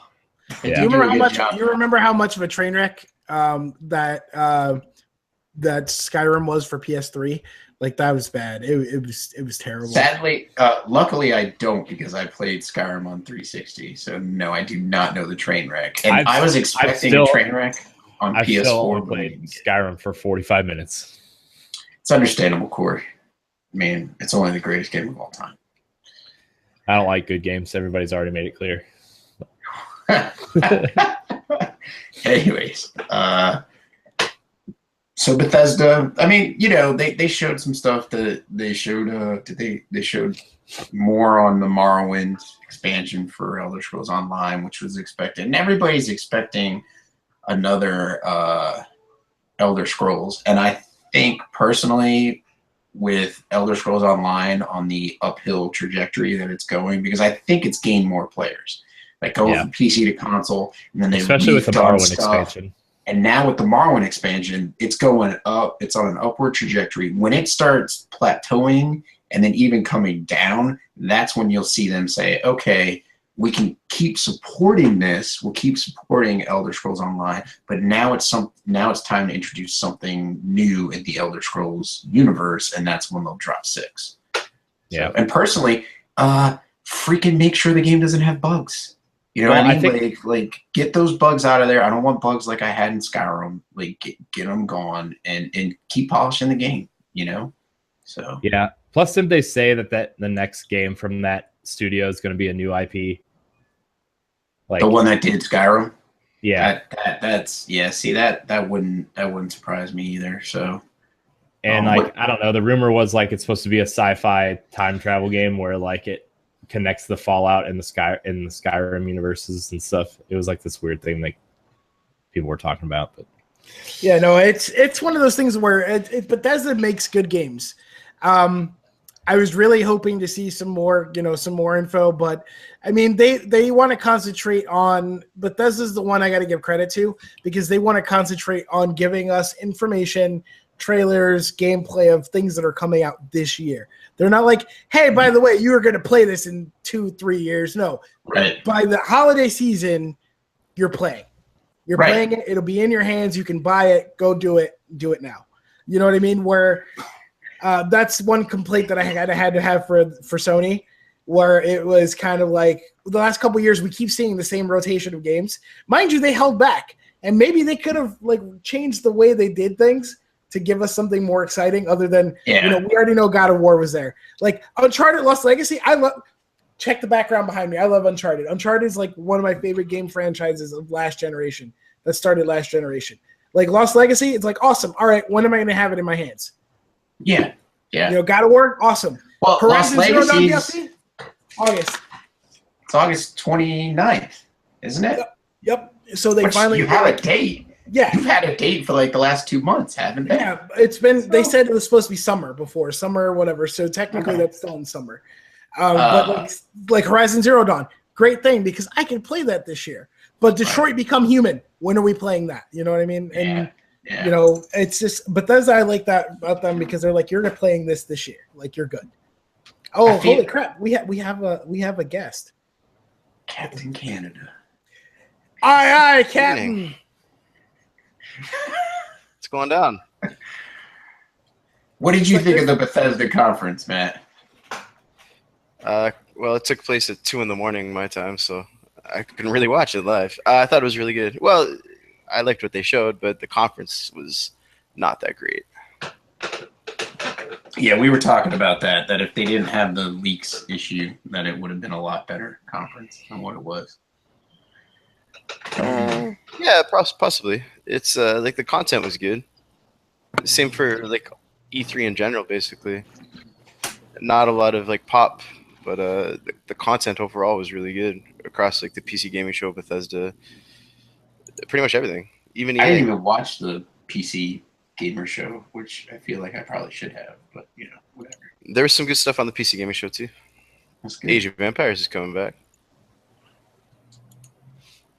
So I thought there was like good stuff on the you guys were talking about that Steel Battalion game for Xbox. Like there's a BattleTech game coming for PC. There was a lot of good stuff shown on PC. They're doing the beta now. I think my buddy's in the beta for BattleTech. The BattleTech game. Yeah, I think they're doing the beta now because he did the Kickstarter, so he's automatically in the beta. Because when we were in high school, he used to play the hell out of that game, and they even played the tabletop game. And so, the legend. Yeah. So, anyways, he's got some things about it, but he's enjoying it. So that's pretty cool that that's coming out soon. Hopefully, yeah. There's a lot of stuff for everybody. But to answer your question, initially, I thought Bethesda's like show wasn't that great, but what they showed was good. Yeah, I agree. Larry, what about you? You kind of missed some of the conversation. For Bethesda? Yeah, we were talking about Bethesda. What did you think of their conference, man? Well, I spoke to this a day or two ago, but I think Bethesda had actually a well put together showing. It wasn't really a stage show. It was more along the lines of a direct like Nintendo does now. And I think they had a neat way of stringing it together with Bethesda Land to create a theme for their show. I think it's fascinating to me that they are going in exact opposite directions at the same time with Skyrim. They're doubling down on that super deep home experience with, Skyrim and VR, and at the same time going, it's not Skyrim Lite, but here's Skyrim on the go everywhere with Skyrim Switch. I think that's a fascinating business concept. It's like, how many ways can we get Skyrim to appeal to people? Beyond that, some of the VR stuff, didn't really care. But, oh my God, Evil Within 2. Oh, I can't wait to get my mitts on that. And we have a release date for this year, and Wolfenstein and Evil Within are like, what, 2-3 weeks apart? So, I mean, that's awesome. Yeah. That's good. Wolfenstein looks the hotness too. So, that's a series I was never big on, but after watching that, I'm like, I'll check this out. I'll jump on that train and see what the ride's like. He's got like a mechanized suit, like a bulletproof like hood that just wheelchair combat. Yeah, it's gonna be awesome. No, like I said, I think from a purely business presentation standpoint, though, Bethesda put on a good cohesive show. They put on a show for their investors. That wasn't really for fan service. It wasn't really for the average consumer or the gamer. They did it to appease their stockholders, their shareholders, and their board of directors. That's what that show did. That show is just basically a solid show, beginning to end. We're giving you these keystones to touch upon, and by that, we're going to make money and let you know that this is how we plan to make the money. This was my other thing, the Bethesda land. They should have did that the first year they did a conference, or they should have did the second year. I know it's kind of hard. This is their hindsight's 2020. You know, this is their third year doing it. But if you're gonna do a Bethesda land, like you need announcements like you had when you're like out of the blue. Hey guys, we're doing a conference at E3, and everybody's like, you have never done a conference. What is going on here? You know, like, oh, here's Bethesda land, by the way, on the side. You can, come and check out things here and there. I think I hope the feedback is positive on that, because I'd like to see that again, but I'd like to see some more announcements and no leaks in the future. Elder Scrolls 6 will get that treatment probably. I actually disagree with you on this. I think Bethesda Land was right for right now, because while they weren't showing a whole lot of new stuff and they were talking about expanding on a lot of their current brands and everything, and current product that's out there, Bethesda Land is a neat way to say that this is Bethesda. These are all of our things. This is our theme park that you come and play in. That's good. That's a good point too. I can see what you're talking about. Like maybe next time do a couple under constructions, and just say it, and then be like, oh, yeah, lift, like make like a joke of it and just lift like the tablecloth off of it and say, here's our new game, the new IP from the team that worked on Skyrim. It's just supposed to be a space odyssey or whatever. So yeah. I mean, I just wonder how often. I wonder how many more years they're gonna do an E3 conference. I think they've established a presence and they're gonna keep doing it. I think they're in it to win it, and they've done it, and they've given us 2 solid conferences. Yeah, they didn't drop bombs the way that we saw with everything else. The first year with like Fallout being a big thing and all that, but I really think that they've done a lot of solid. They've solidified their presence at E3 and why we should pay attention to them more rather than them just being kind of on the wayside the way they were. Yeah, I mean, they do have a lot of content. They've got an MMO, they've got a collector card game, they've got an RPG, and Skyrim being moved over. They've got, Prey just came out. They got Dishonored, action, stealth game. They do have a lot of content. You're right. So I could see them just being like, we're just going to keep doing this and expanding upon what we have, and maybe every other year decide to announce, new games or something like that. And now that you mentioned that, it makes me feel like Bethesda Land is the most intelligent way to string all those disparate worlds together. You play all their games, and it's like, here's this theme section of a theme park, and here's Wild West world, and here's Space World, and and what's the only thing that brings that kind of shit all together and any semblance of cohesion is something like a theme park. Yeah, that's true. Yeah. So we want to move on. Yeah, let's move on to Ubisoft. I guess they had a lot to show. I'm just gonna run down my list real quick because I'm sure we're gonna talk about all 3 of these games at some point. The Mario and Rabbids game. As much as I want to hate that game, as much as I want to hate those stupid Rabbids, like Mario XCOM is. See, but you're totally a Nintendo right fan, aren't you? Yeah, but I hate the Rabbids though, dude. Okay, can I ask you a question? Isn't that the kind of third-party title that you would appreciate for a Nintendo system, where they made it an exclusive specifically for that system? They didn't try and cram one of their big AAA games onto it and put an inferior port on. They made a game specifically for that system and for, the Nintendo audience. To me, I thought that was really smart. Yeah, that's exactly what I want. I was really worried about this game at first because of the freaking Rabbids and how unappealing those characters are. And they really made it work. I think the best thing in that entire game is the Luigi Rabbit. He's so stupid. But like I think I thought putting that together in like an XCOM style game is really cool. And like I love XCOM and I love Mario and the rabbits are there.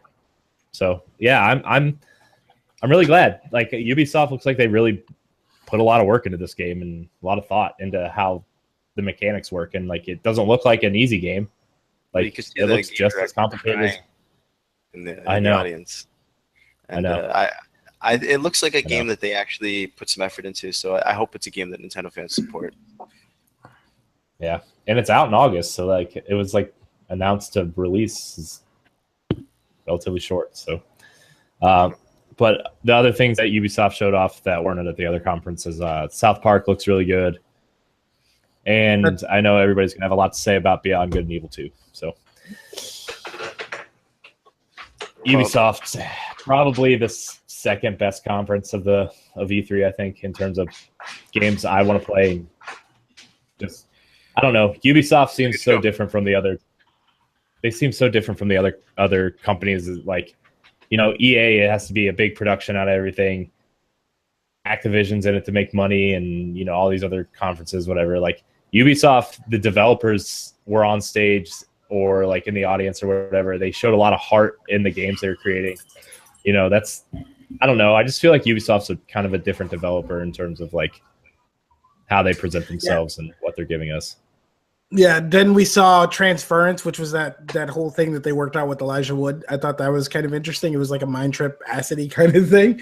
But it looks like it could be something that could be interesting. We already mentioned Skull and Bones. We were like, hey, what's up? And then, you know, the mandatory Just Dance from Ubisoft with the panda. Are you looking forward to Just Dance, Ray? No, not at all. Are you and Lee going to do a Just Dance Let's Play for the Phoenix Overdrive YouTube page? Get Lee on board and we'll talk maybe. Ray is going to do a 48-hour Just Dance marathon for charity.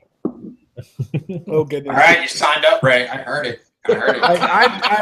Oh, man. Oh, man. You guys are man. I'm hyping it every so Ray, one thing I would not break away from that stream on Twitch for any of those 48 hours. So now I know how I can give donations. Thanks, guys. Hey, that's what I'm talking about, man. So then we got Lego Dimensions meets No Man's Sky with Starlink Battle for Atlas. Like that was such a blatant ripoff. Like Atlas is in the big thing of No Man's Sky, and then they're gonna go have Atlas in their title, and it's a space exploration game. Come on now. I know Corey's gonna download that. Come with a toy that you put on your controller and that you have to build as you play. Well, that's what I'm saying. It's Lego Dimensions meets No Man's Sky. Yeah, it looked good, but Captain Canada brought up a good point. He's like, I don't want to have to pay for this figurine I'm going to put on my controller to keep up with. And I'm like, yeah. I was all over the game until they showed, like, I saw the gameplay and I was like, oh, this looks amazing. And then once they showed the controller with the stupid Voltron thing on top of it. Dude, it went downhill fast for me. Like, I agree with you. I was looking at it, I'm like, oh, this is great. And then I saw that and I'm like, what's cool, you can interchange it out, but you're going to charge me fucking probably $23 for every single one of those little pieces. And you're going to nickel and dime me. Nope, I'm done. It's like a lot of #nope. Yeah, exactly. #nope. I want the toys. I want the spaceships. I want to build with them. And it gives me a certain childlike glee. And then the one thing that nobody asked for, steep DLC. Wasn't it the Winter Olympics? Road to the Winter Olympics, Pyeongchang 2018, coming December 5th. So that's one of the games that they promised for a Switch. So I thought that they were going to say something about that, but no. Yeah, I thought they were going to announce the Switch version too. And I'm just like, I mean, like that game didn't sell anyway. Who's going to buy it on undersold platform? So then underpowered platform. Far Cry 5 looks like they took Far Cry. Man, it had like some weird thing with like some weird orgy with Ghost Recon Wildlands added the division, and they all had a baby, and that's what happens with Far Cry 5. It's just like weird. I mean, it looks really amazing. I'm just hoping Tom Clancy's Far Cry. Yeah, basically. Everybody was asking, hey, did Tom Clancy like announce a game? Like, no, we got the next best thing though in Far Cry 5. I wonder how many people who play the games know that Tom Clancy was a real person. Nothing to do with the game. Wasn't a game designer or nothing. So I will buy Far Cry 5 as soon the moment they announce, because I saw that trailer and the first thing that went through my head is, I want Westboro Baptist DLC right now. You know what sold me on it? The dog brings you the gun. I was like, I was cold. I got a little dog, Archer. He'd bring me that gun if we were out killing and shooting shit. He'd be like, hell yeah, Dad. I'll go get that gun for you. But that's what sold me. I like the gameplay trailer. I thought it was good. It might not be a day one purchase for me. It just depends on what's going on at that time in the year. But I'll definitely buy it. I like that series a lot, so I'll definitely play it as well. Yeah, it's a good series. You guys are terrible, by the way. We are terrible. I see the comments already going on that post before you check. Yeah. 48 hours just dance. Now, have you guys seen Lee's Backstreet Boys video that Becky posted? What? A couple years Yes, ago? I have. You haven't seen that, Corey? No, send me the link right now. I need to watch this. Oh, I'll send it to you eventually. That's why I said, "Hey Becky, cue the Backstreet Boys video," because Lee's like preview. You guys are terrible people. See, Corey, this is why you and I are good together, because we make shit like this happen. I think I can't wait to go to Extra Life this year. I'll give you, dude. I'll give you as much as I can. I can't promise 48 hours because my body will probably want to die because Okay, Ray. If I come to Extra Life, we'll shorten it to an hour, but all three of us have to do it. Wait, all three of them. All three of them. Lee, Corey, me, Lee, and Ray. Okay. I'm just making sure no one signed me up for shit. Hey, you can join Tim Moose. We can get Matt going. We can be our own boy band. I kind of want to be. I want to be the Joey Fatone of this boy band, where I just kind of dance in the background and nobody really notices me. There you go. Except for I'll be the old guy in the group. Except I won't be. No, Moose would be the old guy in the group because we've had a lot of jokes. Hey, we've had a lot of jokes. Shade. You throw shade, buddy. Moose, it was Matt, Moose, and I. We were talking in chat. We're like, yeah, I was there. My 34th birthday is coming up Saturday, and I'm like, man, I feel so old. And then Moose was like, so I'll reach 40 before both of you. Oh man, yeah. And Ray back here, he's like, I'll hit 40 next year. Good, old man. You can be the old bad boy man. You can be you can be the what the hell was Backstreet Boys? What the hell was his name? Kevin? I don't know anything about Kevin. No, Kevin wasn't Kevin. It was the other guy. AJ. That's what it was. The guy with the tattoos and the weird soul patch goatee thing going on. You say you don't know anything about them. You're supposed to tell me his birthday and everything. No, I just remember when we were throwing names out there. It's like, no, it wasn't that guy. It was the other guy. All right, so summing up Ubisoft, I'd say it was a great show. Great show. Beyond Good and Evil. Beyond Good and Evil. I was like monkey. Okay. Pig, as soon as they went, they panned from the monkey to the pig. That's what I said is Beyond. I was like, Beyond. Once I saw the pig, I knew that it was okay. Yeah. He said today that the game is not even started development. It's like, what was that one? Look up Ansel's quote.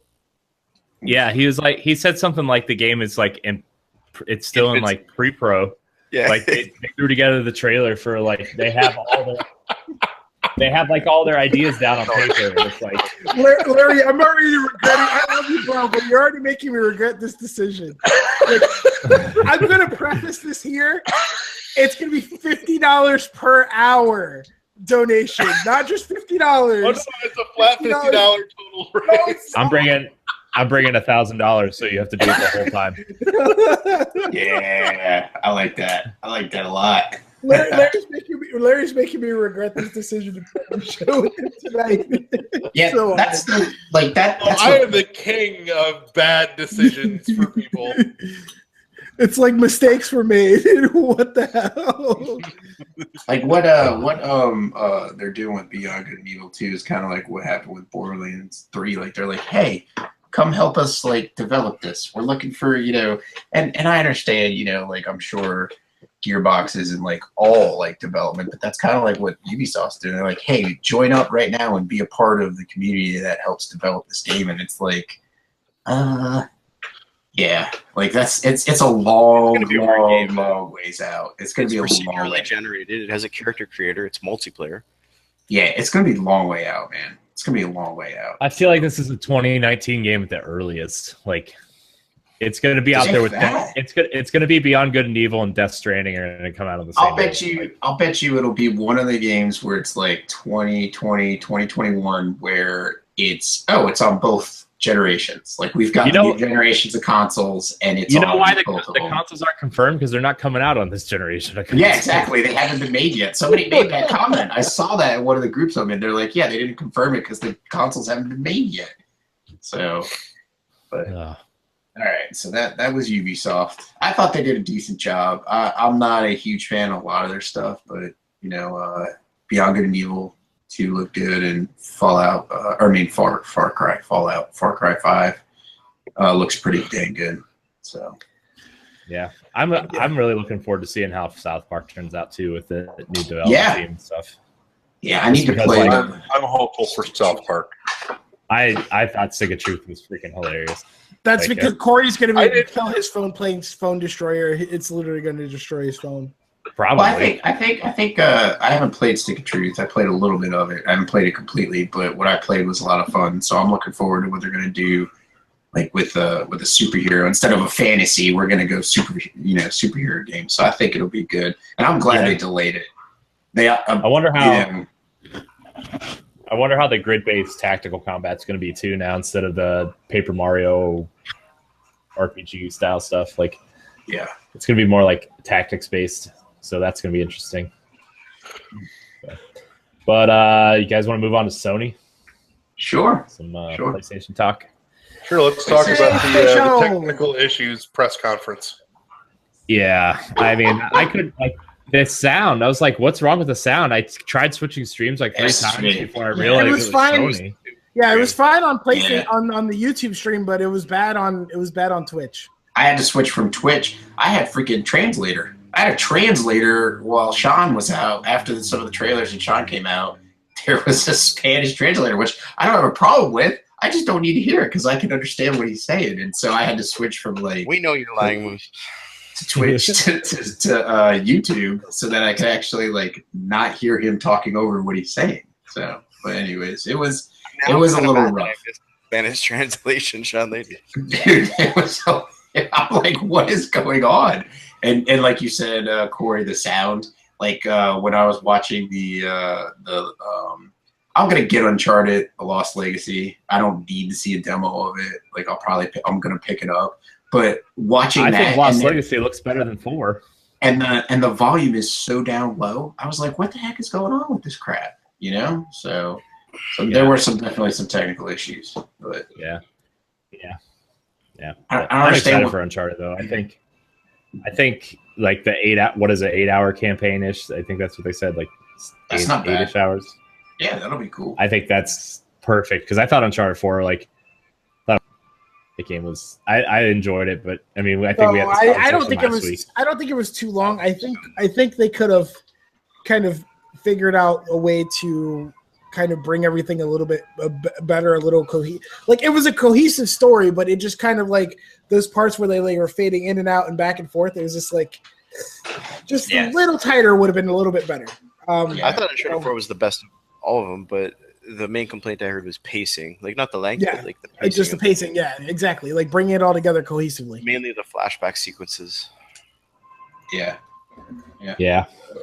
I thought it was cool that they showed that it's more than just, or at least they're marketing it as more than just a little expansion pack.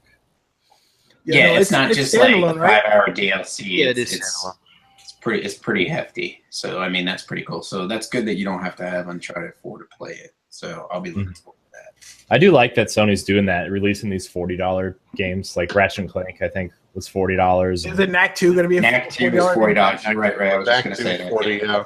Knack 2 is 40. But like the fact that they're releasing these standalone packages is, I think it's really smart. Like because they don't have to like build a new engine, or they could just reuse assets and character models and stuff, but they could still tell a good story and give us a good game. So like that's pretty smart. And I really think that's the thing. That's the strength that Sony has over Microsoft, is that they're able to give us these narrative, story-driven experiences that don't always have to have the multiplayer tied in. And they're just cohesive, and they're just something that kind of stay with you. Because even though, as much as I know, like our dear friend Ed hates Uncharted and he hates Grand Theft Auto and everything like that, you still have to tell him, like, hey, you kind of bring up to him, like, hey, but didn't it have some kind of impact? He's like, well, outside of the gameplay, yeah. Like, he gives Uncharted crap all the time because of the gameplay. Larry's aware of this. Like, anytime somebody mentions Uncharted, he's like, the gameplay is trash. Same thing with Grand Theft Auto. That's his main complaint. I have to say that Uncharted's gunplay is fucking trash. Grand Theft Auto is not in 4, man. Not in 4. It's not trash, but it's a little rough compared to other third-person experiences like what we saw with like the Division, for example, and stuff like that. Like that's tighter Division's gameplay, definitely tighter. That kind of thing. But yeah. To be fair, though, games like the Division and Gears of War that have way better gunplay are more third-person shooters. Like they're aimed to be that, whereas Uncharted is more exploration, platforming, story, and stuff like that. And like I'm not saying that's an excuse for the game, but like, the gameplay is not meant to be as tight as something where you're meant to be shooting. The end goal is different, is what you're saying. Basically, the end goal of what they want you to do or experience in the game is different. Sony. The one thing that kind of jumped out at me were the two things that kind of went back to back was Shadow of the Colossus remake. And then on top of that, when they were like, hey, Monster Hunter World, even though we later now found out that it's not exclusive to Sony, they have the marketing rights for it, that kind of thing, because it's coming other places. I still think that was a big attention-calling moment to Sony and what they're able to do with games and kind of their marketing. Yeah, Monster Hunter, like moving away from 3DS, Nintendo in general is like a huge get for them, and that's a huge blow to Nintendo. Like, Monster Hunter's been associated with 3DS for years, and now that it's come to main platforms and PC and stuff, that's kind of a big blow to some of their market. Wasn't it on PS2 before that? Yeah, but I'm saying like in recent years, it was on PS2 and PSP. Certainly, like I don't think they've said that they're releasing the XX. Or 20, whatever it is. Yeah, but it's not confirmed, right? That it's coming. They said they have no plans to localize it. They're not going to localize that. They're not going to. Well, you never know. Doesn't mean they're abandoning Nintendo fans, though. Yeah, I know. I think they already said there's a Monster Hunter in the works for Switch anyway. That's outside of Double Cross, but I mean, I'm sure they're like, hey, there's. To be fair, Monster Hunter is not really my type of game, so I could care less either way. But I know a lot of people that buy Nintendo platforms strictly for Monster Hunter. What was the Monster Hunter that was on 3DS? The one of the what the heck was it? Generations. Yes, I think 3, 4, and Generations were all on 3DS. Yeah, I played Generations, and that actually was a very good game. It kind of pulled me into it because I like those kind of games, like what we saw in Vita too, were games that kind of drew me in with stuff like that. So, yeah, and to be fair, like this isn't the first Monster Hunter game not getting localized. There's been like 4 or 5 on 3DS alone that haven't been localized. So, and it's just because the market is so slim. Like they kind of have to hedge their bets. And usually, if it's something more like a serial sequel that doesn't have anything new, they don't localize it. But if it's something that's offering a new experience overall, then yeah, they usually end up bringing it over and localizing it. So, yeah.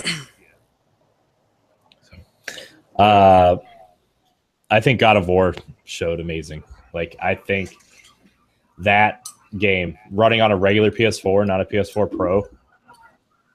Jesus, alcoholic dad Kratos. Yeah, like that game looks cool. Like I think they're really bringing like a story to Kratos. Like Kratos has always had this tragic backstory, but it's never explored because he's always yelling at people and ripping people's heads off and stuff, but like to really tone it down and kind of grounding this character and kind of letting him start a new life over, trying to like train his son to be a warrior is like pretty interesting. Like, and I think Norse mythology is like a really smart idea to put it in. Dude, and it's cool. It's cool that they acknowledge that he's from the Greek mythology and like these different mythologies kind of exist in the same world. Yeah, you're in the wrong in that place. trailer, they're like, you're in the wrong. This isn't your neck of the woods or something. Neck of the woods, yeah. You know who did a great job of creating a world that combined like all the different mythologies was many years ago at this point was K.A. Applegate did a short run series of books called Everworld that was really cool. Everworld? Everworld. Yeah. The premise was awesome. You had this was this place where all the different gods went from all the different mythologies when everyone on Earth stopped believing in them. They all existed in this weird but perfect balance, and everything was great until one new god shows up, like this alien god, and he starts eating the other ones, and it throws everything out of whack. Oh, that's awesome. I got there quick. Yeah, I'm gonna have to check that out. Check that out, man. I need something to read. They're short, quick reads. I mean, these were young adult books. Like I read them when I was in middle school, but it's still a neat story. Nice. Cool. So I'm gonna have to check those out. So God of War was shown. More of Detroit. Yeah. More of Detroit was shown. Days Gone. Days Gone, though. Days Gone was right before Detroit, wasn't it? Yeah. Days Gone went from I don't care about this game at all to this game looks pretty awesome. It looks kind of like Uncharted, Walking Dead, The Last of Us, and freaking Horizon Zero Dawn had a weird baby, and that's kind of what you got out of it. And you got a motorcycle gangster guy. Yeah. Didn't Sony Bend do the Siphon Filter games? Yes, they did. So there's where you're getting the sneaking from. So which I mean I'm sure is worked into the story, but it's going to be done well. The stealth thing, the stealth gameplay is going to be done well because they've got the pedigree of doing the Siphon Filter games. But it looked good. I was excited for the game, but now I'm like definitely on board with the game with the trailer they showed. I thought it was pretty cool. Yeah, it looked really good. It demoed well too, and a lot of people on the floor are saying that they're having really good experiences with it. And there's people saying, they've played that segment from the demo, but theirs had snow or theirs had rain, and so like you can play the same part with completely different weather. So the weather's going to change. That's cool. Yeah, there's dynamic weather. There's dynamic events too, like the way he got hit in the trap, where like he got the clothesline. You can like dodge that. Nice. The animals are randomized. So I don't know if I'm sure it follows a set story, but it's sounding like everyone who plays might have a slightly different experience. That's cool. Yeah, that's cool. I just have no interest in this. I don't want another zombie game until it's Left 4 Dead 3. You're going to be waiting a long time.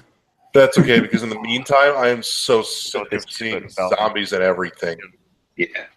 Yeah, I don't know. I'm kind of done with zombies. Like it's just. I mean, I like the zombies. I'm hyped for The Last of Us, even though they're infected, not really zombies. I was just gonna say they're not zombies in this game. They're infected. Well, they don't call them zombies in Days Gone either. Yeah. Freak. Well, that's what I'm talking about. Zombies. Days Gone. They're not really zombies. An infection that, and I understand what you're saying, Larry. It still comes off as a zombie to you, but they're still playing it different. There's that person still has to find like real food and like real water to sustain their body, not just like somebody's brains. So I think it's going to be different enough, and I think that's what they need to drive home. Like if they can market it that way and make sure that like consumers understand that, then I think people could be like, oh hey, yeah, it's not just another zombie game. It's something different. They're trying to freshen up the genre or something like that. You know what? I'm gonna eat my words on this for a minute. I will play another zombie game before Left 4 Dead 3 if if Telltale, or at this point even Square Enix, because Life is Strange is awesome too, picks up and does a video game version of a story called The Takeover. Oh, yeah. You know Merle Lafferty. Yes, good man. Love The Takeover. For anybody not familiar, it is a radio play of sorts about a corporate company that's being merged with another staffing agency that's run by zombies, and it's absolutely hilarious. I want that as like a Telltale style episodic game.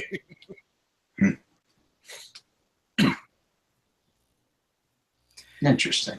What else? What they show after Days Gone? That was after Days Gone was the Weeks went. they talked about VR, and then they were talking about the patches for PS4 Pro. Then they talked about the game's comments. They kind of fired some shots at Microsoft. Talk about, hey, now these are like exclusive games or whatever. He closed with that. He was like, he closed with that, but no, that was only Spider-Man. Oh, he talked about exclusives there too. He did talk about exclusives there because, hey, now these are exclusives that you can actually play on the PlayStation platform. And he was talking about Horizon Zero Dawn, Neo, MLB The Show, Persona 5, he's not wrong. And the marketing for Resident Evil 7 VR being the only place that you could play Resident Evil. He's not wrong at all, though, about that. No, and then the problem I had with the Sony show is that like they had good content, and like if they had shown the stuff, like say like the VR sizzle reel, which doesn't necessarily show well on a press conference, if they had that in the pre-show and then had the stuff from the pre-show in the conference, I thought it would have been received a lot better. Well, that's the other thing. Like Matt, you and I pre-show with announcements. We joined up at a party, and you're like, "Hey, man, they're gonna have some games announced on the pre-show." Yeah. They had more content in the pre-show, like exclusive to PlayStation, than Microsoft. Well, look at the pre-show. They had a really, really, really good demo for GT Sport coming this fall. Yes. They had a really good trailer for Ni no Kuni 2 coming November 10th. They had the new Supermassive game, which looked freaking awesome. They had the new Housemarque game, which looked freaking awesome, got a release date. Like, they had a bunch of stuff. Matterfall, yeah. They had a bunch of stuff for this year that looks great, well, to me as a PlayStation fan. But they had a lot of stuff that looked really good for this year that they didn't show at all in the press conference. And they had a lot of nebulous dates, right? Like early 2018, or some with no date at all. They said they did it on purpose, and I understand. I'm sure they're gonna wait to see A, if the game's really ready, and B, what other games are releasing around it. Like, it makes no sense to release, say, Days Gone around a couple of their big AAA games that they're gonna eat it for lunch. Yeah. Did you Supermassive Games? Are they the ones that did Until Dawn? Yeah, which is like one of my favorite games. So I wanted to touch on that because they showed their new initiative, which was PlayLink, where you can play your games with your cell phone. Yeah. So the game that they are doing is called Hidden Agenda, which it looks like you're going to be a cop, and there's like you got your friends in the room, and everybody gets their files, and they have information and they can help make decisions. A lot of awards too. So there's that game, which looks really awesome to play party. Like, it looks like they're trying to use this to try and be like, here's not necessarily like Mario Kart, but here's where you can like join up and hang out in a party environment like you would if you were playing like a Switch or a Wii U. But see, like, that's the comment. Like, we were in the party together when we watched that, and that's the comment I made. Like the one with the drawing, like where you take a picture of someone and you draw on it. I made the comment to you. I was like, this is like a Nintendo game. Yeah. Kind of like party living room game, and Sony's making it. So I thought that's why I thought it was really clever. Like, they're appealing to that market. And there is a market, and it's free for PS Plus. Yeah, it'll be free with PS Plus on July 4th. So if you want to try It's You, that's when it's going to be launching, and you don't even have to pay for it. So that's going to be awesome. I think that'll be cool. Yeah. I really thought that VR game, that VR shooter, though, I thought that was going to be like SOCOM in VR, and I think I was hoping it was. Was it like Bravo Team? Yeah. Yeah, it's called Bravo Team. Yeah. Yeah. Yeah, Matt, you sent me that link of like all the games that they trademarked like right before the show, and like 10, and we're just watching them come out. They're just coming out, so they showed a lot of them, but they didn't show all of them. They definitely have more stuff, and they said afterwards they were like they confirmed, we held back some stuff. Yeah, Yeah. That was one of my favorite tweets I saw, where like someone said Sony saw Microsoft show and then told all their developers to stay home. We don't need you. We don't need you for the day. We're good. Yeah, we don't need you. We don't need you. We're good. We'll But show it- last year's E3. Yeah. Pre-show was cool, man. And then leading Pre-show was into really the good, main show. Yeah. I'm glad that I caught that. I'm glad you said something to me because I would have been mad that I would have missed Matterfall's launch date. So I'm excited I don't about know why that. they didn't show Gran Turismo Sport in the press conference, because it looks visually gorgeous. Because they didn't have a car to confirmed show 4K. up with it like Microsoft did. Yeah, like it's confirmed 4K 60. Do you feel like they didn't show it because they know whoever knows when a Gran Turismo game comes out is just going to buy it? Like they don't have to. Like they know their numbers and they're just like, we don't have to advertise for this. Do you I don't know why they think did. I don't know what they were thinking with this E3, to be honest. Like the show is good, but like they had so much stuff they could have shown. I really think don't know. I It was I a still weird think show. Sony is kind of saying that like PSX is their new like this is where we're going to show all of our new stuff, and like E3 is just a place where they're like, okay, we'll show some new stuff, but it's more of a reconfirmation of like, look, here's what we got to offer, and then PlayStation experience is just going to be their thing. That's definitely their biggest one for like the big announcements, right? Like last year they had a bunch of. I rewatched it just before E3, and like people were standing up and like the crowd freaking out with every announcement. It was an awesome show, but yeah, I think PSX is definitely their biggest one. But I thought that they would at least announce Something big at E3. Sucker Punch's new game?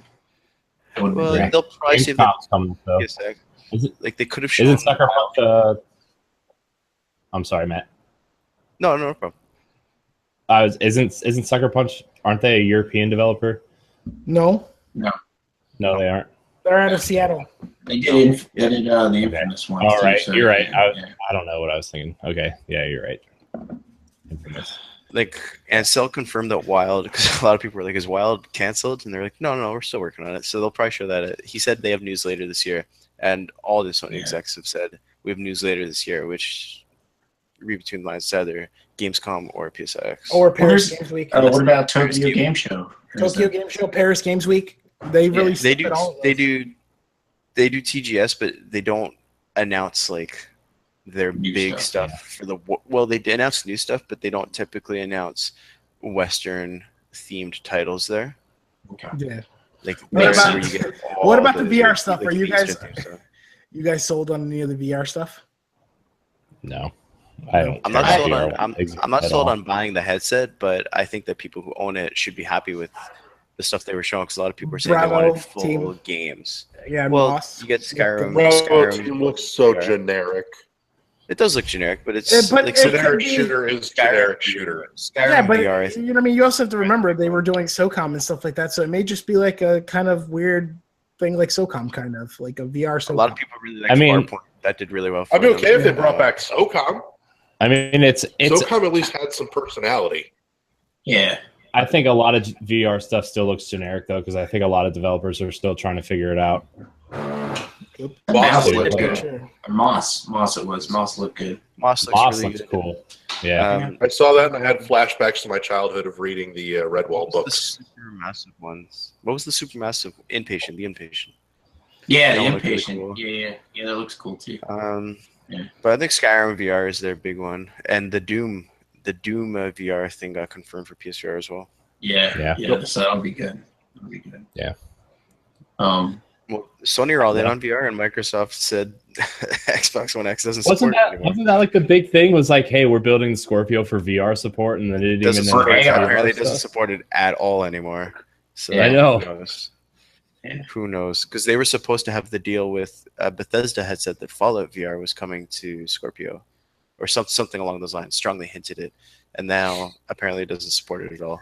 Well, and they were also doing. They Unless it showed. supports Oculus directly, it won't, because Fallout 4 VR isn't it just exclusive to HTC. or V? No, it's Which one exclusive to is HTC. HTC? ZeniMax and Facebook are not getting along right now. So But but wasn't weren't they doing artificial reality too? Like they were showing all that.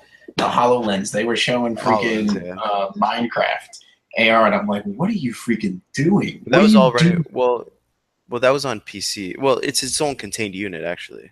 Oh, okay. Bring back a Luma Room. I don't know what that is, but sure. What? No, don't bring back a Luma Room. Don't bring back Luma Room. the freaking. What else was the other one? What the hell? HoloLens. That can go burn in a fire too. Okay. What's the premise behind a Luma Room? I think the tech looks really cool, but The tech looks really cool, but it looks really unfeasible. Like honestly, in the average. well, they were like that was household. early tech too. Like they were saying the viewing angle was equivalent to a 15-inch monitor. So and the dev kits were really expensive too. So it was obviously, I mean, they never said it was coming to Xbox One. They implied it, but they got away with it by saying, well, we never said it was coming. To be fair, I mean, Microsoft does a lot of stuff that they experiment with that may never go anywhere. You know, they do other things that, you know, have nothing to do with gaming. And so it might be something that they looked at and went, this might have some traction with gaming. Let's throw it out there and see if it sticks to the wall, you know, and otherwise maybe we'll take it, we'll do something else with it. But, you know, meanwhile, they're doing all kinds of other stuff. Like they're making a wristband for people with Parkinson's that creates a feedback loop that helps stop their tremors. Yeah, that's the one thing I can say about VR and the practical or everyday uses to help people.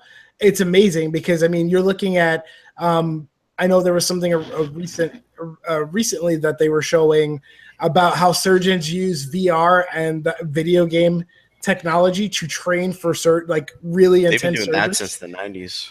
Yeah, but but given the advances in VR now and how much more sophisticated it is, you know, it's really amazing. And, you know, just the practical uses for, like, you know, people with disabilities or, you know, things like that. Definitely. It's really something. They amazing. did a lot of stuff with that with Kinect, especially, actually. So Kinect. you saw a lot of Kinect units repurposed for all kinds of things, including stuff in the medical field. Yeah, I saw a lot of Kinects at my GameStop being thrown away. that doesn't surprise me.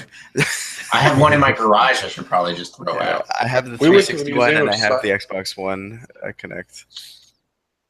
No, we No, went to the but, Museum like- of Science and Industry. They had a presentation thing on 3D printing, and they were using Kinects to scan in the 3D models. Yeah, to be fair, Sure, they were the all Kinect- free. The Kinect, though, like especially the Windows version, had a lot of like tech that a lot of medical places use and a lot of other thing. They used it a lot for everything other than games that it served its purpose. So, I don't know. Someone's getting enjoyment out of Kinect somewhere. Corey, so I know you as a fellow Destiny Guardian. I know you were probably kind of hyped. That trailer seemed kind of a little dry. It seems a little dry compared to what we've normally seen from Bungie. Did it make you wet, Ray? See, I thought they were really leaning into the story and the campaign stuff. Like I think Dominus Gall is a cool villain. Like, I don't know. He's a cool villain. I enjoyed it, but it wasn't amazing. I do agree with you that trailer was just like, hey, here's a reminder that we have all the exclusive Destiny stuff. Moving on. Like, that's all I got from that trailer. But like the story part of that trailer was pretty cool. Like I thought Dominus Gall just destroying the Guardians was cool. But I mean, I agree with you there. That trailer was nothing to be like, whatever. It's because they had their big gameplay reveal a couple weeks ago. So I mean, they didn't need to show anything. The stuff from the show floor looks really good, especially at running on 60 FPS. Oh, yeah, man, like the stuff from the Twitch channel. Have you checked that out at all, Cap?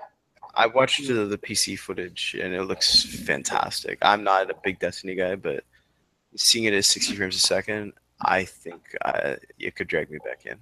I'm kind of like teetering on the edge of getting it for PC just because, like, you know, Joey, I think it's getting it on PC, and if I get it, it'll be PC just because of the 60 FPS. Yeah, I don't know. I need to get a graphics card first. 30, man. I just need to get a graphics card first. What do you have now? I don't have anything. I don't have it. Well, then you should probably upgrade that. He's using integrated graphics at this point right now, so he needs. Hey, you know what? Integrated graphics runs Roller Coaster Tycoon very nicely. Okay. Your Horizon Zero Dawn is great. It runs Minecraft at 1080p too, doesn't it? I don't know. I don't play Minecraft. Roller Coaster Tycoon had its ups and downs, though. Yeah. I see what you did there. Waiting for somebody to groan at that. I mean, Matt makes way worse jokes than that I groan at. So that's true. That's true. I don't know. Does any of it get any worse than the Paul Walker joke? No, that was kind of a low blow, cheap shot, too soon thing all at once. No such thing as too soon. So, and then the elephant in the room, the way they finished off the show, Insomniac's Spider-Man. I don't think it was an elephant in the room. I thought it was awesome, man. No, I mean, it was the big announcement because you got to the end of the thing, you're like, dude, they've done good, but they haven't really amazed us. What are they gonna end the game with? Like, end the show with to be like, hey, hey, fuckers, game over, kind of thing. Like, but Spider-Man, I think, really delivered because it would be everything that I want in a Spider-Man game. Like, it really looks good and that kind of thing. It really looks good. Like the production of the show and stuff, the pacing was their only weak spot, right? Because like you saw the same thing with this show that you saw at not last year's PSX, but the one before, where like the show ended. The year prior, the show ended and everyone just kind of like is like getting up like in the audience. Like, they don't know if it's over. They're doing the in between standing up and sitting down because they don't know if it's over. Yeah. All right, I guess it's over. I mean, I kind of felt that same way with the Microsoft show too, though. It was the same way. Even the guy on the PlayStation stream, like before he started his like conference recap, he's like, "Is it over? It's over, right? Okay, I can start now." Yeah. So I mean that that kind of stuff is the weakest part of it, in my opinion. Yeah, I mean, in terms of Spider-Man, I don't know. I don't really care about Spider-Man at all, but I mean, it looks good. That's all I can really say. It looks good. It looks like a Spider-Man game. That might not suck. Did you see the Spider-Man games that came to us from Activision, like the Amazing Spider-Man games and stuff like that? Well, I know it's going to be better than the Activision garbage. Bad. So, Activision only knows how to make like one game, and that's Call of Duty because they got 3 studios making it. So. Well, I mean, and then on the other side, I thought that with Destiny, for example, kind of seeing that come to PC, and they're like, hey, by the way, this is going to run on Battle.net. You need to go there to get this. I thought that was an interesting thing, rather than them making their own, their own launcher or something like that. They're like, hey, by the way, this is coming to Battle.net. Play it there. For PC. I think that's just them saying they don't want to give Valve a cut of that. I mean, it could very well be that too, because I mean, they want to distribute and have the overall everything on their game, so they're not going to want to give a cut to Valve. It makes sense that they would want to. They own Blizzard. Why not? Like, they have the launcher. They have a huge PC market. Why not put it on there? I mean, it'll be interesting to see if more of their games skip Steam and go to the Blizzard launcher. Well, I mean, that's what Microsoft is doing with the Win 10 stuff. How's that working? I wonder if Call of Duty will end up making it over there. It's a disaster for them on the Windows 10 store. Yeah. So we're getting long in the tooth here. It's 10 o'clock. Do we want to talk? Let's talk about Nintendo. Nintendo. Wrap it up. Are we doing 20 questions tonight, or are we gonna skip? No, I think we're gonna skip 20 questions. That means we're playing Battlefield. That's right, Philly. We gonna hit some Battlefield. So, Larry, what did you like from Nintendo? Man, what did you want to know what I liked from Nintendo? I liked that. There you go. All right, man. Okay. Oh my gosh, dude! The way they revealed Metroid Prime 4 with they had like the spacey Metroid-y music, but you couldn't really tell because it was really soft. Right. It was in the family, but it was like a little bit out there where you're like, it wasn't just the 4 first. No, it was the fog. It was the fog that formed. It was the fog that formed the S. And I was like, Ed, it's Metroid, and then the 4 popped up. I was like, it's Metroid. and I was freaking out. I was really Ed made hoping the that they were tragic going to troll the mistake of world. questioning me because he sat there saying that it was Super Nintendo, Super Metroid music they're playing in that. I'm like, are you out of your goddamn mind? That was the menu music from Prime 1. Yeah, that's the music that when you boot up Prime 1, it's that first music you hear. Captain I was Canada, really what were you hoping gonna say? Question me on they were this. going to troll the world, and it was going to be like the forum was going to go up, and they'd let people go nuts, and then it would be Pikmin 4. Ah, that would have been Just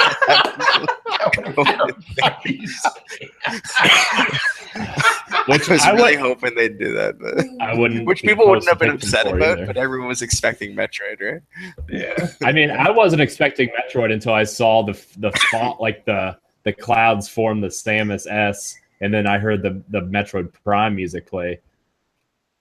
I didn't know what to expect. I didn't even know what that was. I thought they were going to announce Smash As or anything the else. clouds were half formed.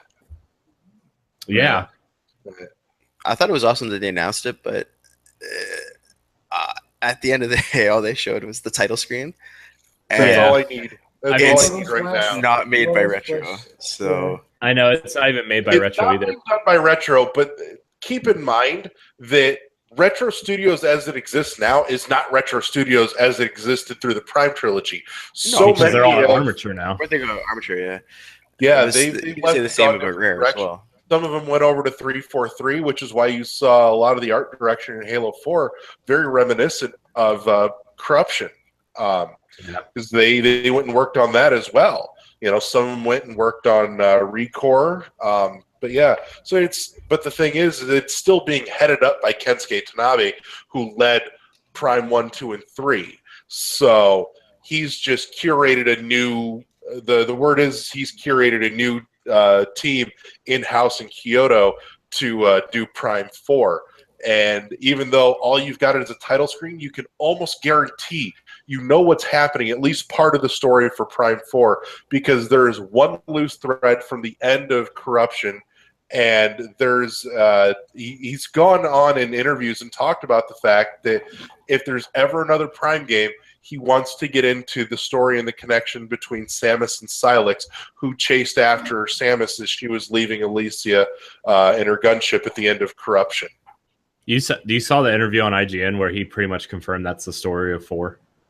Yeah. Mm-hmm. Yeah, so that's exciting. That's exciting.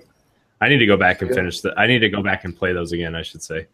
I've Well, tried Sylix was avoiding all the IGN footage. Sylix from was E3. not from Prime 1, 2, or 3. Sylix was from Hunters.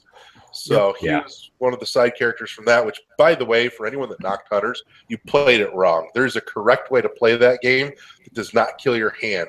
And it's because the original DS came with what was called a thumb stylus. And so many people mistook it for a wrist strap, and it's not what it was. It had a little plastic piece in a cinch that you would put over your thumb, and you could actually hold your DS comfortably and use your thumb like a mouse on the touchpad, and it worked beautifully for Hunters. Yeah. Cool. That was the way to play that game. So there's your I useless hope- trivia. I hope Metroid Prime 4 comes with a Federation 4 style multiplayer that's really like fleshed out and tuned to either accommodate a solo player or like an easy way to find your friends and play with. Because like when I played a Federation Force, I really liked, but partway through, that game is just definitely not tuned to a single player experience. It requires you. Not.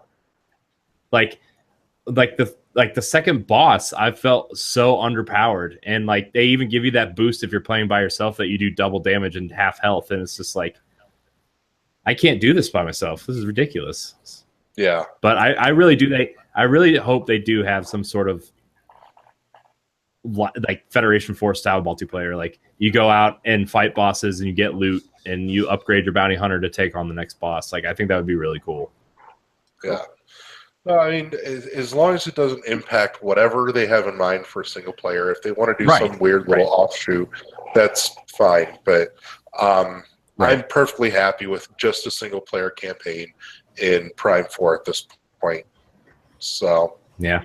I mean, they'll have enough multiplayer stuff to keep people interested with Splatoon and Mario Kart and Smash probably by then. it's okay to have a dedicated solo experience. You know, not everything has to have a multiplayer. Yeah, no, I But I want 100% agree with you. No. It'd be great if they could do the best of both worlds. But I would hope that if they're developing it and they're like, we can't give 100% to both, just say we're just going to do the single player like that. That's my feelings on it. Don't even I would try. rather have. Yeah. So I would rather they have did a fully multiplayer and fleshed out and they single never player. went back to it. So yeah. What else did you like from the conference, Larry? I was super jazzed to see, because I knew that they'd been talking about it, but I was super hyped to see Rocket League confirmed. Okay. With crossplay and not a single feature missing. Yeah, no, That makes me I was hyped for that unbelievably too. happy. That'll be cool. That'll be cool for me people. some Rocket League. I'll always play Rocket League on my PS4. But I mean, that's awesome that it'll be on something that people can take on the go. I know a lot of people that have a Switch and they're like, "Oh, this is amazing," and you know, they could play it with somebody else who has the Switch right next to each other. You know what I mean? Or they, you know, it'll be something cool to have on the go. Yeah. So, Yeah. that's what I think. And you know, Odyssey looks awesome, but we already knew Odyssey was going to be awesome. I'll grant you, a lot of us all thought that at the beginning of that trailer we were seeing something Monster Hunter. And it's like, Mario's a fucking T-Rex. The hell? I know. That was so weird. Like, all of a sudden you just see, like, Mario's hat and a mustache on this T-Rex. Like, this semi-realistic looking T-Rex, and it has a mustache and a Mario hat running around this world. That's a cool mechanic, though, that you can... Yeah, but like you can take control of those people. You just throw the hat at the people, Which is It's even creepier.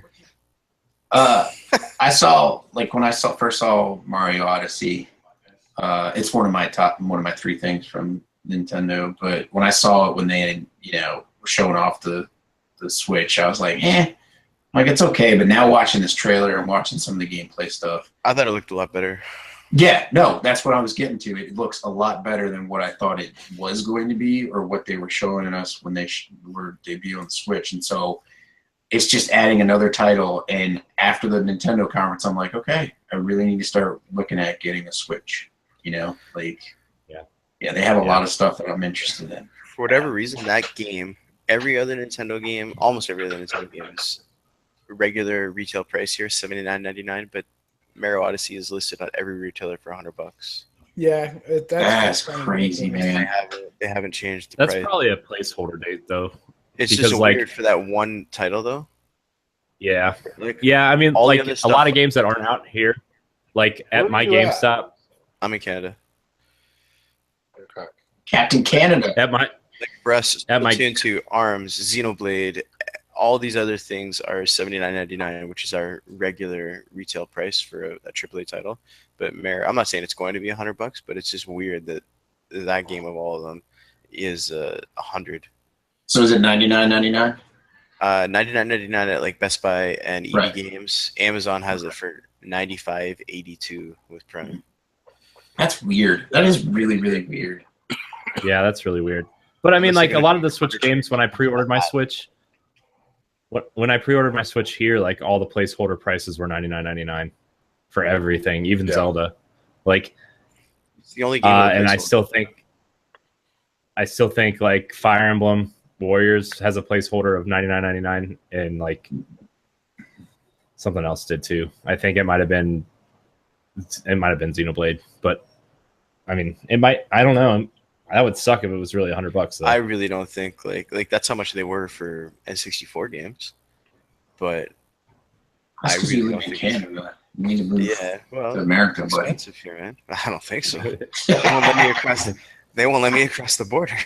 But, yeah, the games are expensive here though. But that game, for whatever reason, is the only game from E3 with a placeholder. Hasn't like the Nintendo games with Switch been historically more expensive anyway? Just with the way that Some of because them. of the cartridge and things like Some that. of them. It's like the indie games are all $10 more. Like I know Cave Story next week is $30, and Binding of Isaac was $40 on Switch. Like, Yep.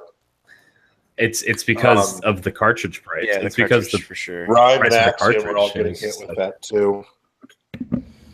Yeah, I but think like on they're some doing the titles, like thing. on the bigger AAAs, they're able to eat that cost, or they're more able to eat that cost, right? Like, Yeah. How much is FIFA? 60. FIFA 60, 60, NBA right. 2K is 60. That Ubisoft Rabbids Mario game is 60. So, I mean, it just depends on the developer. And if you're expecting to sell more, like you can probably eat that cost because like FIFA's probably going to sell 15 million units on the other two systems. So it's not going to sell well. It's not going to sell very well on the Switch. Just it being the kind of GIMP version that it is, unfortunately. The only thing, decent. Like they said, it looks like FIFA, plays with FIFA. It's not running Frostbite.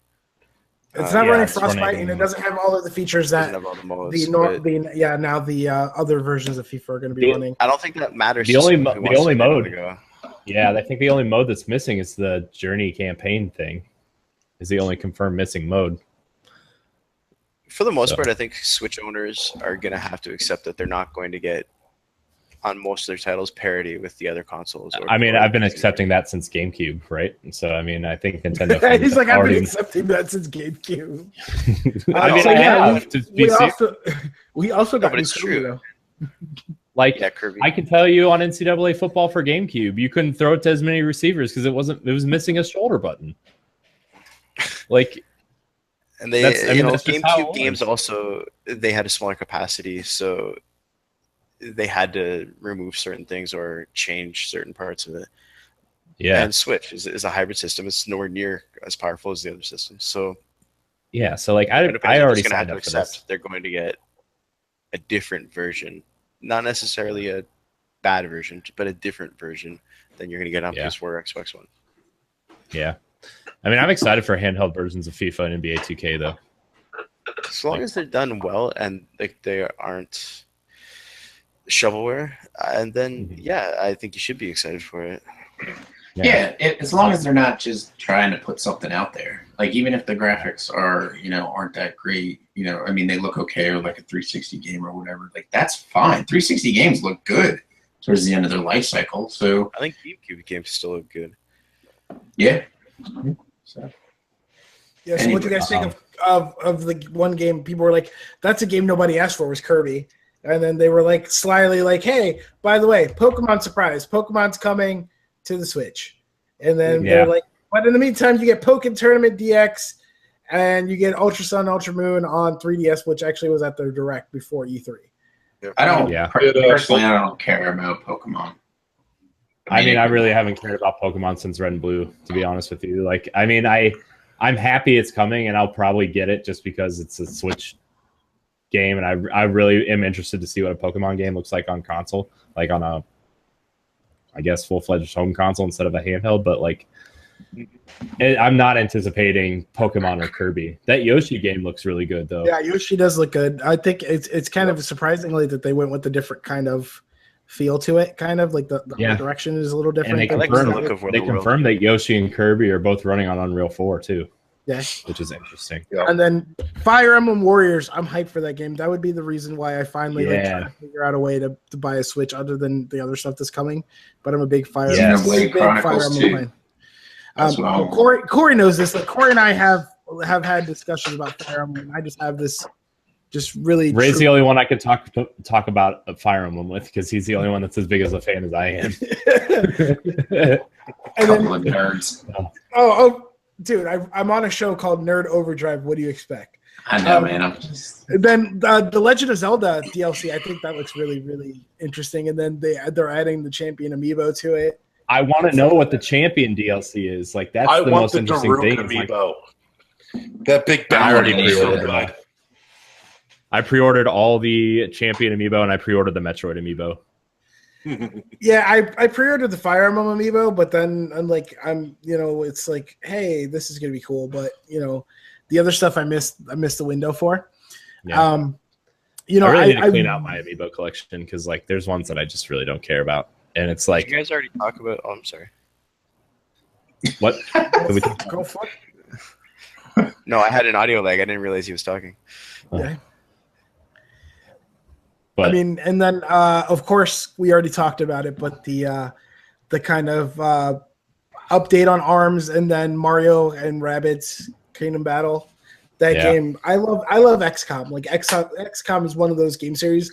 Like I like strategy, turn-based, grid-based, that kind of like RPG kind of system. I love those games. So Fire Emblem and with Mario and Rabbids looking the way it does, it's making me a lot more comfortable with being like, yeah, I think I really need to try and get a Switch now.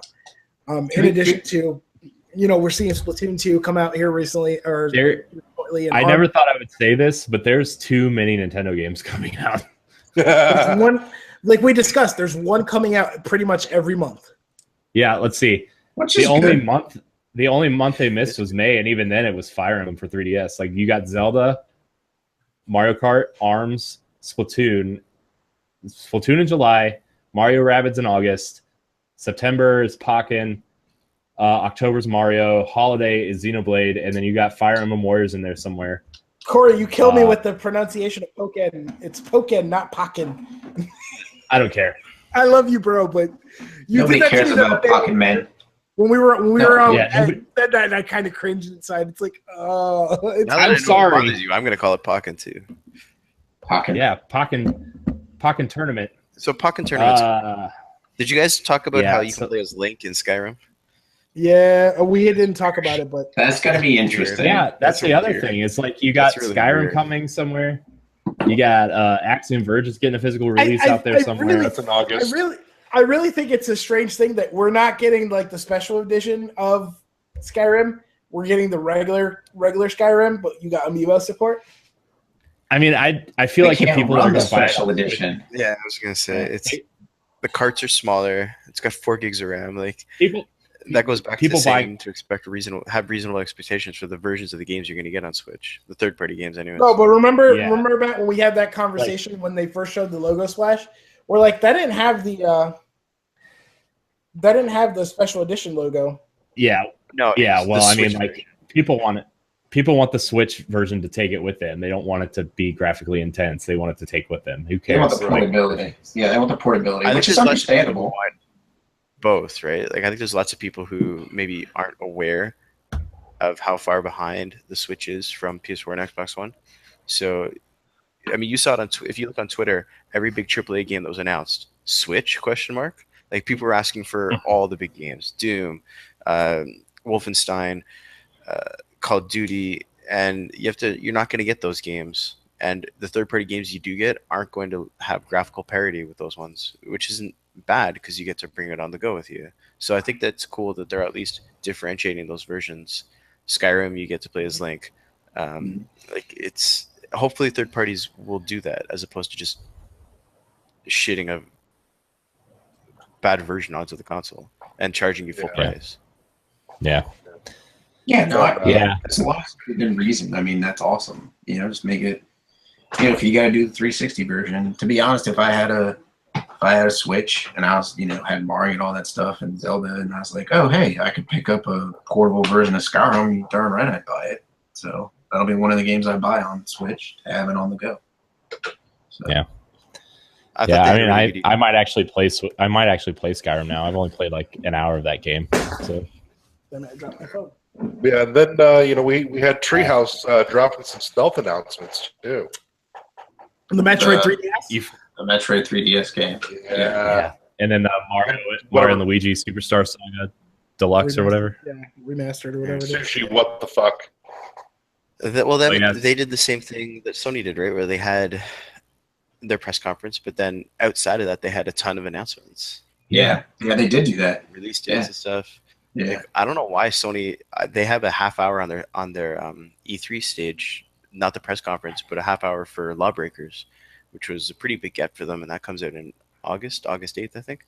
Yeah, they didn't mention that during the press conference. It's just like both, and Nintendo too. Like they had a lot of stuff that for this year they didn't mention during the press conference, but they do it during the Treehouse. So it doesn't get the same buzz and attention. Interesting. A lot of interesting stuff from Nintendo. Like I can't believe that there's this many Nintendo games coming out. I'm shocked and kind amazed. of upset. I'm kind of Nintendo is upset that definitely there's so setting many. themselves up because we already know, unfortunately, as much as they're saying, "Hey, we have third-party support," we all know how that usually ends up for Nintendo, unfortunately. Well, look yeah. at like the big games that were announced for Switch from third party. It was that Ubisoft game with the starships, Mario Rabbids, King Metal, Mario Starlink. Rabbids, which is exclusive, and Starlink. that's it. FIFA, which we already knew about, like the big Yeah, games are and Skyrim. Those are like the Rocket League. like, but that's not like one of the big third-party AAA titles. Is what I meant though. Like they're saying that Reggie's saying he wants to see all the big franchises on Switch, and like you're not seeing Red Dead on Switch. Sorry, I'm Red Dead sorry, Redemption, you're not. but not 2. You'll see Maybe one. the first Red one. Dead 2, yeah. Watch, You might get the you're gonna 360 start version. seeing. You're gonna start seeing all these sequels get peppered out, and Switch is gonna get like the first or second game in that series. Like, I wouldn't Well, that be was the big surprised move if they for made LA it. Noire, right? Yeah, and like, yeah, there was even a little rumor about Red Dead Redemption 1 being shown for Switch too at some point. But like, Maybe. I could really see them skipping, like Beyond Good and Evil 2, for example. They're like, oh, we're skipping Switch, but we're gonna sell the first one HD for you, which I wouldn't complain because that game's good. But like, Yeah. The mechanics, with it. I can it's a see them good doing game, that. but the mechanics are a little dated though. Unfortunately, Played that? Did a you lot play of games? you want on 360 or PS3? The HD version? God, those mechanics are awful. I didn't have a good time with it. I mean, I enjoyed it because I played through it, but I didn't have a good time with it. It was rough. It's a game of its time. Yep. We'll put it that Yeah. way. I mean, I still love that game, but trying to play it now is like, yeah. So, well, anything else anybody wants to talk about before we get out of here? Since we've been going for like 2.5 hours. We didn't say I want to say a big. we didn't use 4K. We didn't use 60 frames a second, and we didn't say exclusive enough tonight.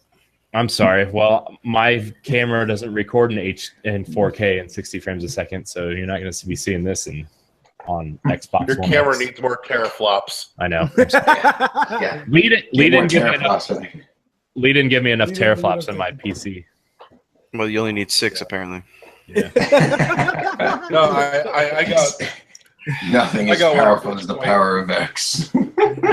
When Phil stood on stage with the mic and looked dead into the camera and said, "We've always believed there's no power greater than the power of X," I died.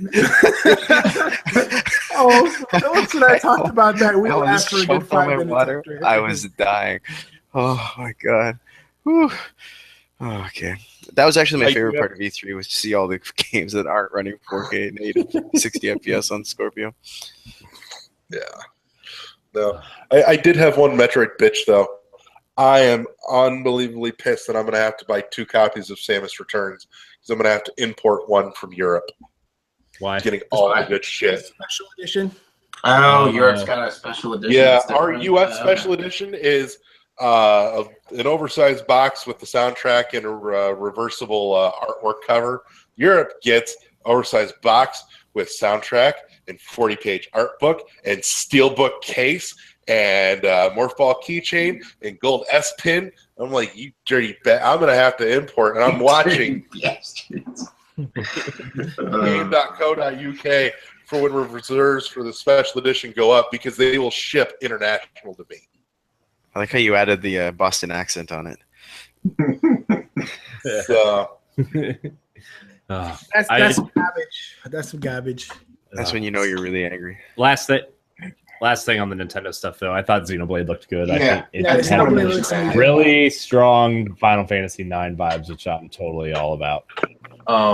So Xenoblade Chronicles, I was just like, wow, that looks, or 2 looks really good. So that That's a definitely good game. pushing me I thought- towards getting a Switch. I thought Nintendo had a really compelling show in the sense of it showed you why you should buy a Switch now and what you can be excited for in the future.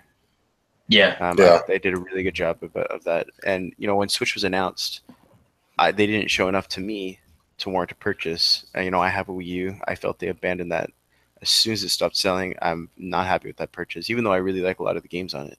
But for me, I wanted to see Nintendo show some titles, that warranted the purchase of a Switch. And I already feel that the library on Switch, both released and announced, is probably better than all of Wii U, except that Wii U has Captain Toad and Switch currently does not. And Captain Toad is the best game on Yeah. Wii. I mean, Wii U also has Bayonetta 2, which was pretty rad. Mm-hmm. Don't get Ed. Where's Ed? Because you can't mention Bayonetta without Ed like popping out like the Kool-Aid man out of nowhere, like Bayonetta. Oh yeah, it's like dude, you say Bayonetta and Ed's there in a heartbeat. Dude, Ed is there in a heartbeat. Bayonetta 2 was Larry knows this. Happy about it, and then To be fair, I'm the same way about Metroid, though. Nothing. It didn't Yeah, sell. Bayonetta Did 2 it? did not. No, it didn't sell at all. It sold to the Bayonetta fans. Yeah. It sold to the Bayonetta fans that bought a Wii U. How big do you think That bought a that Wii U is? because they could get the first Bayonetta with it on Wii U. That's the reason why It people was bought it. really, really bad. It wasn't quite codename Steam bad, but it was pretty bad. Yeah, I mean, You how know what, though? do you where does that Venn diagram? How big is that middle Right, section? where's of Wii U that owners with overlap? Bayonetta fans? Like it's it's like that. So it's The But I mean, re-release you know on what? With- Steam has done really well, though. That's With what I Switch hear. doing as well as it is, this might be the correct time to revisit that. It makes a lot of sense. I can't fault them for doing some of the Wii U ports that they're doing because, here are games that they invested considerable amounts of money in that just didn't have the opportunity to sell to really recoup that cost because they were on Wii U with such a limited install base. There's some really good So- games on Wii U that a lot of people Plus, didn't get like- to play. yeah. Yeah. Plus, like right now, the Switch is super hot, and people are trying to look for stuff to play. Like I think in this general time frame would be a good time to release Bayonetta 2 if they were going to port it over, just because A, the Switch is selling really well, and B, people are looking for games to play on it right now. And B, right now the And, time like, is the getting is good to be like, hey, you know what? You love this on Wii U, you'll love it on Switch. Bring this, bring Yeah, in like Toad. a year, even a year from now, like if they release Bayonetta 2, like I don't think it would do as well, just for the simple fact is there's going to be tons of games to stuff play. to play. And Yeah. I wouldn't mind seeing Darksiders Yeah. 1 and 2 freshened up on the Switch as well. Dude, Darksiders on the go. Hell yeah. yeah, I'm really Something- surprised. like that I'm really happened. I have to surprised they say- didn't do that. It's funny how Sony does something that's basically similar to the Switch, with the exception of you can't connect it to your TV, and it's a failure. Yet you attach Nintendo to it, give people the Nintendo games, and it's the next greatest thing since sliced bread. What the hell They're- gives people? Switch is What the Switch gives is is the that original version for Sony Sony, priced to be fair, themselves way too high on that. How? It was priced similar to the Switch. It runs 720 to 900p It's depending on the cheaper. game.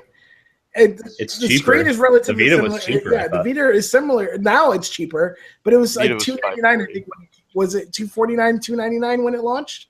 So it's- I think $299. trying to split all those SKUs off with the 4G models that you had to have a cell phone data plan for, There was and only then two the models. only if you wanted it. Yeah, Yeah. there was two, and There there was- was there was only if you yeah. wanted it. Yeah, the Wi-Fi and then, the 3G version.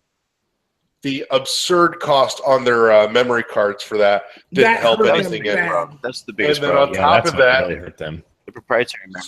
Sony didn't support it.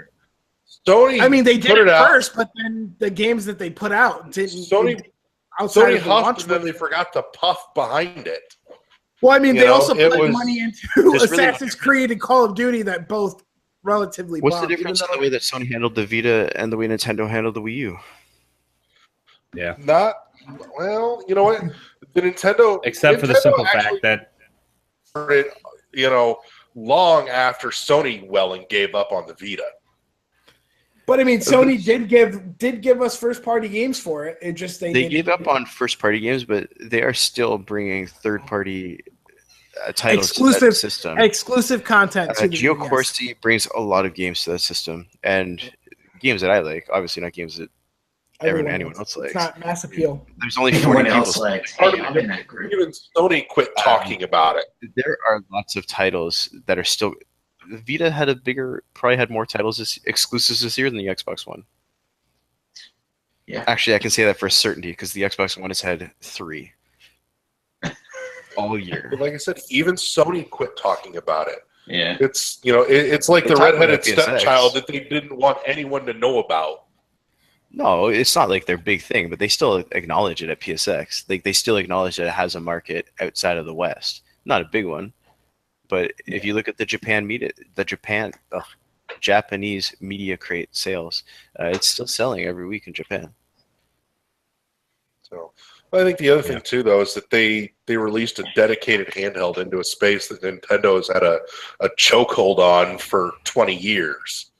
I think had they As priced successor. their memory better, and had they continued the stream of games that we were getting, I think eventually they would have kind of broke that ceiling. But they gave up a little too soon, I think, is really what happened with Tony. Because I mean, we got great games like what was it? Freedom Wars was a great game. You got the launch stuff like Uncharted, Gravity Rush. Uncharted was really good. Wipeout was really good. Guacamelee is really good. Little Big Planet, probably the best version of Little Big Planet.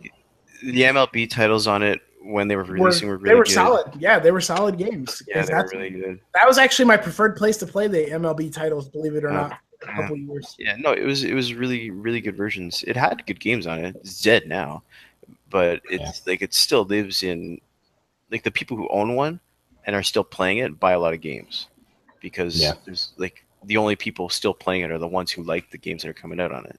Like devs are still making a lot of money. If you look on Twitter, like a lot of them, Plague Road just came out. Like a lot of people are still supporting it. Obviously, it's only serving a small market, but it's still more alive than Wii U. Yeah. All right. Wow, that was a doozy of a talk. We talked for a while. That was a deep dive. But it was good. Yeah, we hit that 3-hour mark. No, I enjoy talking games with you guys. Like really, I enjoy talking games with you guys. So I think we're not at 3 hours yet. I think we're at 2.5. Yeah, we're close. We're gonna go on PS4 and talk more games. So. Yeah, I know. Right? Shoot some people in the face. Oh yeah, I'm gonna get shot more. But all right, well, why don't we do the quick outro version? Ray, where are you at? Oh man, guys! So I am Rey Osorio, aka El Capitan, as they call me, because that's the nickname that kind of just stuck. You can find me LRayNY617 pretty much on all the gaming platforms, Twitter, Twitch, and all the fun stuff there. I co-host a podcast with my two best friends, Becky and Lee, called Nerd Overdrive. You can actually find it at youtube.com/Phoenix Overdrive. Find us on soundcloud.com/Phoenix Overdrive and all major podcasting services as Nerd Overdrive. Find us on Twitter, nerd_overdrive or PHX_overdrive for all the updates and things like that we have. And that's just like the quick version of everything. Our main thing is Extra Life, which is a 24-hour gaming marathon that we host for Children's Miracle Network hospitals. We support our local hospital here in Utica, New York. We actually have had the pleasure of having our friend Moose here, the Southern Moose as we call him sometimes. He came up to New York last year along with our absent Matthew Keel. We had a good time, but definitely you can check out all the previous shows that we do at the places that I told you. Also, we are live every week when we do our show, facebook.com/Phoenix Overdrive, on Twitch and YouTube by adding live to the end of our YouTube address.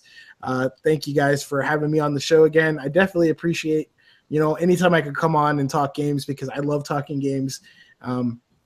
And I also like being able to do it for all of our friends and our followers and the fans and everything like that. So as we always say, Nerd Overdrive out. And as I always say, rise above, guys. Matt. Yes. Where can we find you? You want to be found. Some people don't want to be found. He looks like he's hiding in a dark room. I don't think he wants to be found. I have kids, so I'm relegated to this small room of the house. I will use my time to say that Ubisoft Spain confirmed that Beyond Good and Evil 2 is coming to PC, PS4, Xbox One, and Switch. Yay! There we go. Yay. Switch version. Awesome. Larry? You will find me at World 11 Podcast. You'll find us hosted on our home at shoutengine.com, also on iTunes, Google Play Music, DNA Podcast Network, Podknife, and you'll want to check out our Facebook page. That's where we post all our goodies, all the news, reviews, updates, previews that we can get our hands on, and the occasional giveaway when we've got free shit to hand out. And join the conversation, join the forums on our Facebook group page. Trying to think, on Twitter at World1_1 Podcast. You can now find our show streaming 24/7 on our Twitch channel, thanks to a sweet new feature that I found on Twitch. So we're going to keep that on a 24-hour rotation. Anytime you don't know what to listen to, pop on Twitch and turn us on, and you'll hear us yammer on and on. So other than that, you'll find us. We've got a YouTube channel that I'm working on building, and other than that, there may be some cool news waiting in the wings in the imminent future. Yeah. Nice. Yes. Moose. Y'all can find me at Sven on Twitter, SVHENN. I'm also on Instagram. Name is Sven, same name on PS4. I do have that name on Xbox, but I haven't had an Xbox since my 360 I got rid of a while ago, so I'm not on there under that name. But yeah, that's where you can find me. All right. Well, I guess it's my turn now. You can find me. I mean, there's so many people here this week. I don't gotta make sure I got everybody. You can find me at Corey in HD on Instagram, Corey Hudson in HD on Twitter. You can find NGR Radio every Monday at 10 a.m. on iTunes, SoundCloud, Stitcher, and Google Play, as well as our website, ngrradio.com, and the video version on our YouTube page. Like, subscribe, and share, all that stuff. Rate us on your favorite podcast service of choice. It helps us grow. This is our 1-year anniversary episode. So, Yay, Ray, Happy anniversary. Matt, Larry, Moose, thank you for joining us for the 1-year anniversary episode. Nobody from that original episode is on this episode. So. Wasn't I on episode 1? No, the E3 episode we did was not. Episode 1 was not our first episode, I guess. Oh, okay. The E3 episode was episode 0, I guess. The 4-hour E3 episode that we did last year, which was really long. Yeah. So I gotta go back and listen to that. I want to listen to that. Yeah, it was interesting. I think Ed was on that episode though, so Nice. Got everything. If not, well, check the description. There's links and stuff there. So thank you so much for watching and or listening. And until next week, we're out.